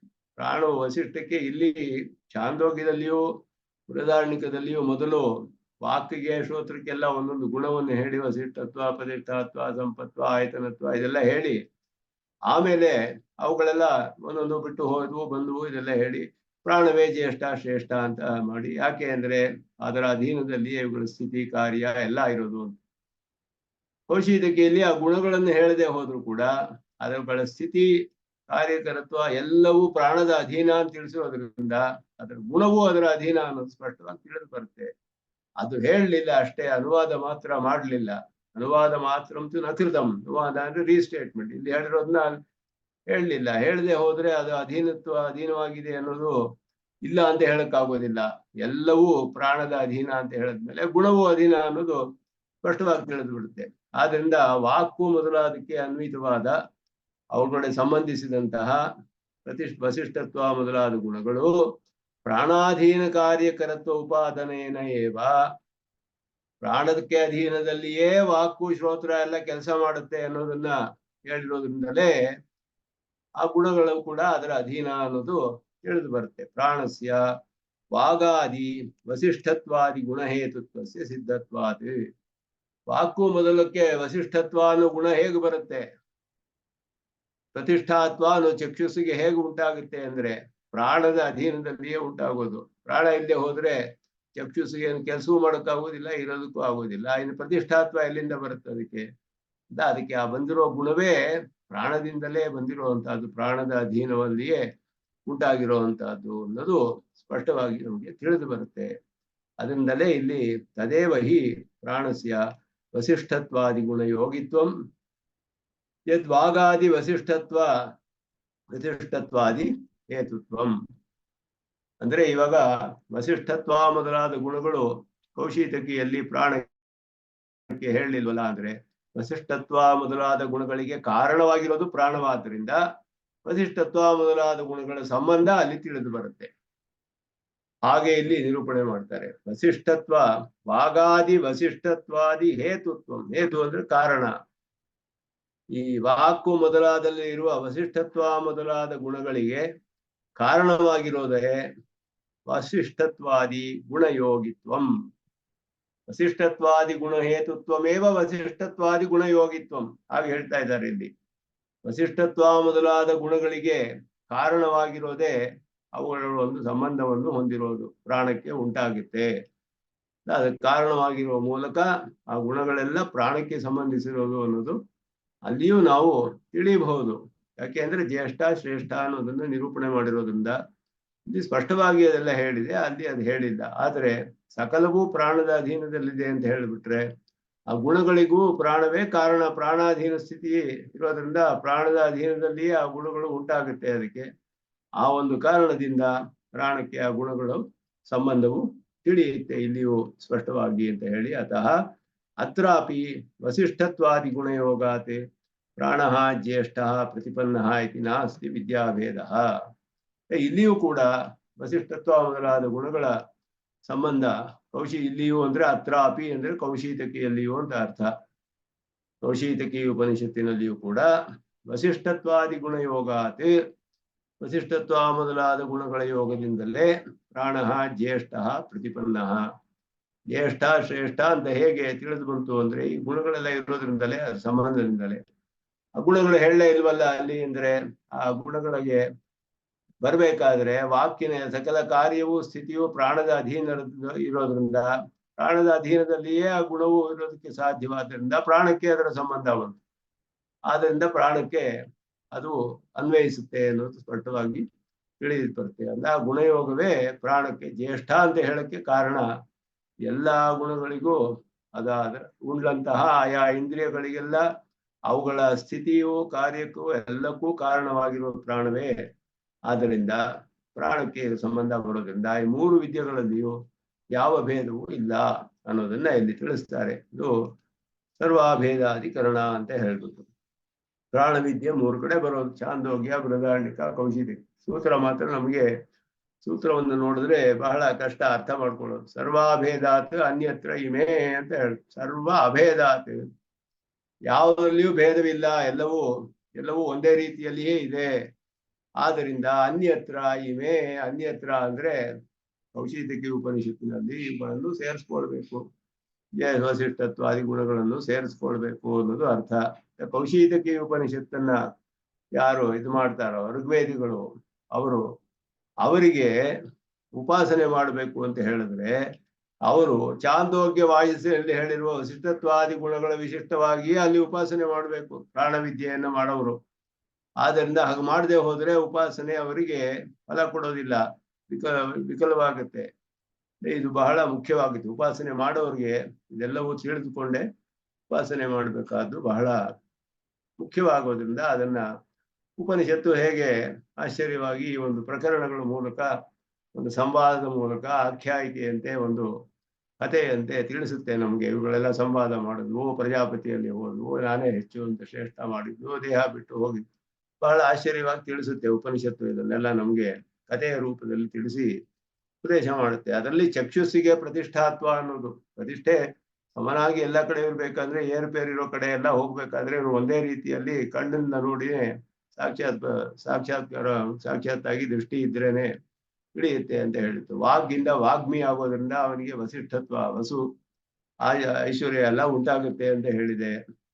ಹಾಗೆ ಮನಸ್ಸು ಎಲ್ಲಾ ಸಂಕಲ್ಪಗಳಿಗೂ ಆಯತನವಾಗಿದೆ ಮನಸ್ಸು ಅಂತ ಹೇಳೋದು. ಆದ್ದರಿಂದ ಹಾಗೆಯೇ ಶ್ರೋತ್ರವೇ ಎಲ್ಲಾ ಸಂಪತ್ತುಗಳಿಗೂ ಕಾರಣ ಅಂತ ಹೇಳಿ ವೇದದಿಂದಲೇ ಎಲ್ಲಾ ವಿಧವಾದ ಸಂಪತ್ತು ಉಂಟಾಗುತ್ತೆ. ವೇದದಿಂದ ಅದರಿಂದಲೇ ಎಲ್ಲ ಸಿಗೋದು ಅಂತ ಹೇಳಿ ಸಕಲ ವಿಧವಾದ ಸಂಪತ್ತುಗಳಿಗೂ ಶ್ರೋತ್ರೇಂದ್ರಿಯವು ಅಂತ ಅದರ ಸಂಬಂಧವನ್ನು ಹೇಳಿ ಸಂಪತ್ವ ಅನ್ನುವ ಒಂದು ಗುಣ ಶ್ರೋತ್ರೇಂದ್ರಿಯಕ್ಕೆ. ಇದೆಲ್ಲ ಬಹಳ ಆಶ್ಚರ್ಯವಾಗಿ ಹೇಳಲ್ಪಟ್ಟಿದೆ. ಮುಂದೆ ಇನ್ನೊಂದು ಬಹಳ ಮುಖ್ಯವಾದ ಪ್ರಕರಣ ಆನಂದಾದ್ಯಧಿಕರಣ ಅಂತ ಹೇಳ್ಬಿಟ್ಟು, ಆನಂದಾದ್ಯಧಿಕರಣಕ್ಕೆ ಒಂದು ಇದನ್ನು ಕೊಡ್ತಾರೆ ಮುಂದೆ ಸಂಗತಿಯನ್ನ. ಪ್ರಾಣವಿದ್ಯಾಂಗ ವಿಷಯಂ ಅನ್ಯದಪಿ ನಿರೂಪಣಂ ಅನಂತರಮೇವ ಕರಿಷ್ಯತೆ. ಈ ಪ್ರಾಣವಿದ್ಯೆಗೆ ಅಂಗವಾದ ಒಂದು ವಿಷಯವನ್ನು ಕೂಡ ಈ ಮುಂದಿನ ಅಧಿಕರಣ ಆದ್ಮೇಲೆ ಮುಂದೆ ನಿರೂಪಣೆ ಮಾಡ್ತಾರೆ ಅಂತ ಹೇಳ್ತಾರೆ. ಭಾಷಿಕಾರರು ಸೂಚನೆ ಕೊಡ್ತಾ ಇದ್ದಾರೆ, ಇದಾದ್ಮೇಲೆ ಮಧ್ಯದಲ್ಲಿ ಒಂದು ಪ್ರಕರಣ ಬಂದು ಇನ್ನೊಂದು ಪ್ರಕರಣ ಪ್ರಾಣವಿದ್ಯೆ ವಿಷಯವೇ ಬರುತ್ತೆ ಅಂತ. ಯಥಾ ಪ್ರಾಣಸ್ಯ ವಸಿಷ್ಠತ್ವಾದಿ ಅನುಸಂಧಾನೇನ ವಿನಾ ಜ್ಯೇಷ್ಠ ಶ್ರೇಷ್ಠಾನುಸಂಧಾನ ಅನುಪಪತ್ತೇ अनुक्तानामपि वसिष्ठत्वादीनां कौशीतकी प्राणविद्यायां प्राप्तिः तथा ब्रह्मस्वरूपानुसन्धानं यैः गुणैः विना नोपपद्यते ते ब्रह्मविद्यासु सर्वासु अपि अनुसन्धेयाः इत्ययमर्थः प्रतिपाद्यते। ಇದು ಸಂಗತಿ ಇದಕ್ಕೆ ಸಾಕ್ಷಾತ್ತಾಗಿ ಸಂಗತಿ ಹೇಗೆ ಅಂತ ಹೇಳ್ತಾರೆ ಮುಂದಿನ ಅಧಿಕರಣಕ್ಕೆ. ಮುಂದಿನ ಅಧಿಕರಣದಲ್ಲಿ ಎಲ್ಲಾ ಬ್ರಹ್ಮವಿದ್ಯೆಗಳಲ್ಲಿಯೂ ಉಪಸಂಹಾರ ಮಾಡಿಕೊಳ್ಬೇಕಾದ ಕೆಲವು ಬ್ರಹ್ಮ ಗುಣಗಳಿದೆ ಅನ್ನೋದನ್ನ ತಿಳಿಸ್ತಾರೆ. ಬ್ರಹ್ಮನ ಗುಣಗಳು ಆನಂದ ಮೊದಲಾದದು, ಜ್ಞಾನ, ಸತ್ಯತ್ವ, ಜ್ಞಾನತ್ವ, ಅನಂತತ್ವ, ಆನಂದತ್ವ, ಅಮಲತ್ವ ಅನ್ನೋದು 5 ಗುಣಗಳು ಸ್ವರೂಪ ನಿರೂಪಕ ಧರ್ಮಗಳು ಅಂತ ಹೇಳಲ್ಪಡುತ್ತೆ ಬ್ರಹ್ಮನಿಗೆ. ಪರಮಾತ್ಮನ ಸ್ವರೂಪ ನಿರೂಪಕ ಧರ್ಮಗಳು. ಈ 5 ಧರ್ಮಗಳು ಇದ್ದರೇನೆ ಪರಮಾತ್ಮನ ಸ್ವರೂಪ ತಿಳಿದು ಬರುವಂತಹದ್ದು. ಈ ಧರ್ಮಗಳು ಇಲ್ಲದೆ ಹೋದ್ರೆ ಅದು ಬ್ರಹ್ಮ ಅಂತ ಹೇಳಕ್ಕಾಗೋದಿಲ್ಲ. ಈ 5 ಗುಣಗಳನ್ನು ಇಟ್ಟುಕೊಂಡೇ ಬ್ರಹ್ಮ ಅನ್ನೋದನ್ನು ಸ್ಥಾಪನೆ ಮಾಡಬೇಕು. ಇದು ಸ್ವರೂಪವನ್ನು ನಿರೂಪಣೆ ಮಾಡುವ ಧರ್ಮಗಳು. ಯಾವುದೇ ಒಂದು ಪದಾರ್ಥಕ್ಕೆ ಆ ಪದಾರ್ಥ ಬೇರೆ ಪದಾರ್ಥಗಳಿಗಿಂತ ಬೇರೆ ಅಂತ ತಿಳಿಬೇಕಾದ್ರೆ ಅದಕ್ಕೆ ಯುನಿಕ್ ಕ್ಯಾರೆಕ್ಟರಿಸ್ಟಿಕ್ ಇರಬೇಕು. ಆ ಒಂದು ಸಬ್ಸ್ಟೆನ್ಸ್ ಅನ್ನ ಎಸ್ಟಾಬ್ಲಿಷ್ ಮಾಡುವಂತಹ ಕ್ಯಾರೆಕ್ಟರಿಸ್ಟಿಕ್ಸ್, ಅಟ್ರಿಬ್ಯೂಟ್ಸ್. ಇದು ಇದೇ ಪದಾರ್ಥ ತಿಳಿಬೇಕಾದ್ರೆ ಕೆಲವು ಧರ್ಮಗಳನ್ನು ತಿಳಿದ್ರೆ ಮಾತ್ರವೇ ಅದು ತಿಳಿಯಕ್ ಸಾಧ್ಯ. ಇಲ್ಲದೆ ಹೋದ್ರೆ ತಿಳಿತು. ಗಂಗೆದೊಗಲು ಅನ್ನೋದು ಇಲ್ಲದೆ ಹೋದ್ರೆ ಹಸು ಅಂತ ಹೇಳಕ್ಕಾಗೋದಿಲ್ಲ. ಅದು ಇದ್ರೇನೆ ಹಸು ಆಗುತ್ತೆ. ಅದು ಗಂಗೆದೊಗಲು ಅಂತ ಇದ್ರೇನೆ ಹಸು ಅಂತ ಹೇಳ್ಬೋದು. ಅದು ಸ್ವರೂಪ ನಿರೂಪಕ ಧರ್ಮ. ಅದಕ್ಕೆ ಈ ರೀತಿ ಒಂದು ಪದಾರ್ಥಕ್ಕೆ ಸ್ವರೂಪ ನಿರೂಪಕ ಧರ್ಮವಿದೆ. ಆ ರೀತಿ ಇವಾಗ ಪ್ರಾಣವಿದ್ಯೆಯಲ್ಲಿ ವಸಿಷ್ಠತ್ವ, ಪ್ರತಿಷ್ಠಾತ್ವ ಮೊದಲಾದ ಗುಣಗಳು, ಕೌಶಿತಿಕೆಗಳು ಅದು ಸೇರಿಸ್ಕೊಳ್ಳದೆ ಹೋದ್ರೆ ಅವರಿಗೆ ಪೂರ್ಣವಾಗೋದಿಲ್ಲ ಉಪಾಸನೆ. ಅವರು ಅದನ್ನ ಸೇರಿಸ್ಕೊಂಡೇ ಮಾಡಬೇಕು. ಈ ರೀತಿ ಎಲ್ಲಾ ಬ್ರಹ್ಮವಿದ್ಯೆಗಳಲ್ಲೂ ಯಾವುದಾದ್ರೂ ಗುಣಗಳಿದೆಯೇ ಎಲ್ಲರೂ ಸೇರಿಸ್ಕೊಳ್ಬೇಕಾದ ಗುಣಗಳು ಯಾವುದಿದೆ. 32 ಬ್ರಹ್ಮವಿದ್ಯೆಗಳನ್ನು ಮಾಡುವರು ಕೂಡ ಎಲ್ಲರಿಗೂ ಕಾಮನ್ ಆಗಿ ಸೇರಿಸ್ಕೊಳ್ಬೇಕಾದ ಕೆಲವು ಗುಣಗಳು ಯಾವ್ದಾದ್ರು ಇದೆಯೇ ಅಂದ್ರೆ ಇದೆ ಅನ್ನೋದನ್ನ ಮುಂದಿನ ಅಧಿಕರಣದಲ್ಲಿ ತೋರಿಸ್ತಾರೆ. ಯಾವುದು ಅದೆಲ್ಲ? ಯಾಕೆಂದ್ರೆ ಬ್ರಹ್ಮನ ಆ ಗುಣಗಳನ್ನ ಸೇರಿಸ್ಕೊಳ್ದೆ ಹೋದ್ರೆ ಬ್ರಹ್ಮ ಸ್ವರೂಪವನ್ನೇ ಅನುಸಂಧಾನ ಮಾಡಕ್ಕಾಗಲ್ಲ. ಬ್ರಹ್ಮವಿದ್ಯೆ ಅಂದ್ರೆ ಬ್ರಹ್ಮ ಸ್ವರೂಪ ನಿಶ್ಚಯ ಮಾಡಿ ಆ ಸ್ವರೂಪಕ್ಕೆ ಇರುವ ಕೆಲವು ಗುಣಗಳನ್ನ ಸೇರಿಸ್ಕೊಂಡು ಮಾಡ್ಬೇಕು. ಅದರಿಂದ ಬ್ರಹ್ಮವಿದ್ಯೆ ವಿಷಯ ಬರುತ್ತೆ. ಈಗ ಇದುವರೆಗೂ ಉದ್ಗೀತ ವಿದ್ಯೆ, ಪ್ರಾಣವಿದ್ಯೆ ಅದೆಲ್ಲ ಹೇಳಿದ್ರು. ಈಗ ಬ್ರಹ್ಮವಿದ್ಯೆಗಳಲ್ಲಿ ಎಲ್ಲಾ ಬ್ರಹ್ಮವಿದ್ಯೆ 32 ಬ್ರಹ್ಮವಿದ್ಯೆಗಳಲ್ಲಿಯೂ ಕಾಮನ್ ಆಗಿರುವಂತಹ ಕೆಲವು ಕ್ಯಾರೆಕ್ಟರಿಸ್ಟಿಕ್ಸ್, ಬ್ರಹ್ಮನ ಸ್ವರೂಪ ನಿಶ್ಚಯ ಮಾಡ್ಬೇಕು. ಮೊದಲು ದಾರವಿದ್ಯೆ ಅಂತ ಹೇಳಿದ್ರೆ ಅಪಹತ ಪಾಪ್ಮತ್ವಾದಿ ಗುಣಗಳು ಬ್ರಹ್ಮನಿಗೆ ಅಪಹತ ಪಾಪ್ಮತ್ವಾದಿ ಗುಣಗಳು. ಬ್ರಹ್ಮನೇ ಯಾರು ಅಂತ ತಿಳಿದೇ ಹೋದ್ರೆ ಅಪಹತ ಪಾಪ್ಮತ್ವಾದಿ ಗುಣಗಳು ಯಾರು ಹೇಳಕ್ ಸಾಧ್ಯ? ಯಾರು ಬ್ರಹ್ಮ ಅನ್ನೋದ್ರ ಮೊದಲು ನಿಶ್ಚಯ ಮಾಡ್ಬೇಕಲ್ಲ. ಬ್ರಹ್ಮನ ಸ್ವರೂಪ ನಿರ್ಣಯ ಮಾಡ್ಬೇಕು ಮೊದಲು. ಆ ಬ್ರಹ್ಮ ಸ್ವರೂಪವನ್ನು ನಿರ್ಣಯ ಮಾಡುವ ಗುಣಗಳು ಎಲ್ಲಾ ಬ್ರಹ್ಮವಿದ್ಯೆಯಲ್ಲೂ ಬರುತ್ತೆ ಕಾಮನ್ ಆಗಿ. ಅದರ ಮೇಲೆ ಆಯಾ ವಿದ್ಯೆಗಳಲ್ಲಿ ಹೇಳಿರುವ ವಿಶೇಷವಾದ ಗುಣಗಳನ್ನ ಅನುಸಂಧಾನ ಮಾಡ್ಬೇಕಾಗುತ್ತೆ. ಆ ಎಲ್ಲಾ ವಿದ್ಯೆಗಳು ಯಾವ ಗುಣಗಳು ಇಲ್ಲದೆ ಹೋದ್ರೆ ಬ್ರಹ್ಮವಿದ್ಯೆ ಆಗಲ್ವೋ ಆ ಗುಣಗಳನ್ನ ಇಲ್ಲಿ ಹೇಳ್ತಾರೆ ಅಂತ ಹೇಳಿದ್ರು. ಇಲ್ಲಿ ಇದಕ್ಕೆ ಸಂಗತಿ ಹೇಳುವಾಗ ಜ್ಯೇಷ್ಠ್ಯ ಶ್ರೇಷ್ಠ್ಯ ಮೊದಲಾದ ಅನುಸಂಧಾನ ಜೊತೆ ವಸಿಷ್ಠತ್ವಾದೀನಾಂ ಕೌಶಿತಕಿ ಪ್ರಾಣವಿದ್ಯಾಯಾಂ ಪ್ರಾಪ್ತಿ. ಕೌಶಿತಕಿಯ ಪ್ರಾಣವಿದ್ಯೆಯಲ್ಲಿ ವಸಿಷ್ಠತ್ವ ಮೊದಲಾದ್ದು ಕೂಡ ಹೇಗೆ ಸೇರಿಸ್ಕೊಳ್ಬೇಕೋ ಅದೇ ರೀತಿಯಲ್ಲಿ ಬ್ರಹ್ಮಸ್ವರೂಪ ಅನುಸಂಧಾನಂ ಯೈಹಿ ಗುಣೈಹಿ ವಿನಾ ನ ಉಪಪದ್ಯತೆ. ಬ್ರಹ್ಮಸ್ವರೂಪದ ಅನುಸಂಧಾನವು ಆವ ಗುಣಗಳು ಇಲ್ಲದೆ ಹೋದ್ರೆ ಸಾಧ್ಯವಾಗುವುದಿಲ್ವೋ, ಉಪಪನ್ನವಾಗುವುದಲ್ವೋ. ಅದೇ ಬ್ರಹ್ಮವಿದ್ಯಾಸು ಸರ್ವಾಸು ಅಪಿ, ಎಲ್ಲಾ ಬ್ರಹ್ಮವಿದ್ಯೆಗಳಲ್ಲಿಯೂ ಅನುಸಂಧೇಯಾಹ ಇತ್ಯಯಮರ್ಥಃ ಪ್ರತಿಪಾದ್ಯತೆ. ಎಲ್ಲಾ ಬ್ರಹ್ಮವಿದ್ಯೆಗಳಲ್ಲೂ ಯಾವ ಗುಣಗಳು ಇಲ್ಲದೆ ಹೋದ್ರೆ ಬ್ರಹ್ಮ ಸ್ವರೂಪವೇ ನಿಶ್ಚಯ ಮಾಡಕ್ಕಾಗಲ್ವೋ ಆ ಗುಣಗಳನ್ನ ಎಲ್ಲಾ ಬ್ರಹ್ಮವಿದ್ಯೆಯಲ್ಲೂ. ಯಾಕೆಂದ್ರೆ ಬ್ರಹ್ಮವಿದ್ಯೆ ಅದು. ಬ್ರಹ್ಮ ಯಾರು ಅಂದ್ರೆ ಹೇಗೆ ಹೇಳೋದು? ಬ್ರಹ್ಮ ಯಾರು ಅನ್ನೋದು ಮೊದಲು ತಿಳಿಬೇಕಲ್ಲ. ಆ ಬ್ರಹ್ಮನನ್ನು ತಿಳಿಯುವಂತಹ ಬ್ರಹ್ಮ ಸ್ವರೂಪ ನಿರೂಪಕ ಧರ್ಮಗಳು ಯಾವುದು ಅದನ್ನು ಮುಂದಿನ ಅಧಿಕರಣದಲ್ಲಿ ಆನಂದಾದೇಹ ಪ್ರಧಾನಸ್ಯ ಅನ್ನೋ ಅಧಿಕರಣ ತಿಳಿಸ್ತಾರೆ. ಅದನ್ನ ಮುಂದೆ ಅನುಸಂಧಾನ ಮಾಡೋಣ ಅಂತ ಹೇಳಿ ಇಲ್ಲಿಗೆ ಸರ್ವ ನಮಸ್ಕಾರವನ್ನು ಯೋನಿಷ್ಠಮಚ್ಯುತ ಪದಾಂಬುಜ ಹರಿತರಾಣಿ ತನಾಯಮೇನೆ ಸ್ಮದ್ಗುರೋರ್ಭಗವತೋಸ್ಯದೇಕ ಸಿಂಧೋ ರಾಮಾನುಜಸ್ಯ ಚರಣಂ ಪ್ರಪದ್ಯೆ. ಓಂ ಛಂದೋ ಮಿತ್ರಶ್ಯಂ ವರುಣಃ ಶನ್ನೋ ಭವತ್ವರ್ಯಮಾ ಶನ್ನ ಇಂದ್ರೋ ಬೃಹಸ್ಪತಿಃ ಶನ್ನೋ ವಿಷ್ಣುರುರುಕ್ರಮಃ. ನಮೋ ಬ್ರಹ್ಮಣೇ ನಮಸ್ತೆ ವಾಯೋ ತ್ವಮೇವ ಪ್ರತ್ಯಕ್ಷಂ ಬ್ರಹ್ಮಾಸಿ ತ್ವಾಮೇವ ಪ್ರತ್ಯಕ್ಷಂ ಬ್ರಹ್ಮಾವಾದಿಶಂ ಋತಮವಾದಿಶಂ ಸತ್ಯಮವಾದಿಶಂ तन्मामावीत् तद्भक्तारमावीत् आवीत् मामावीत् भक्तारम्। ओम शांति शांति शांति।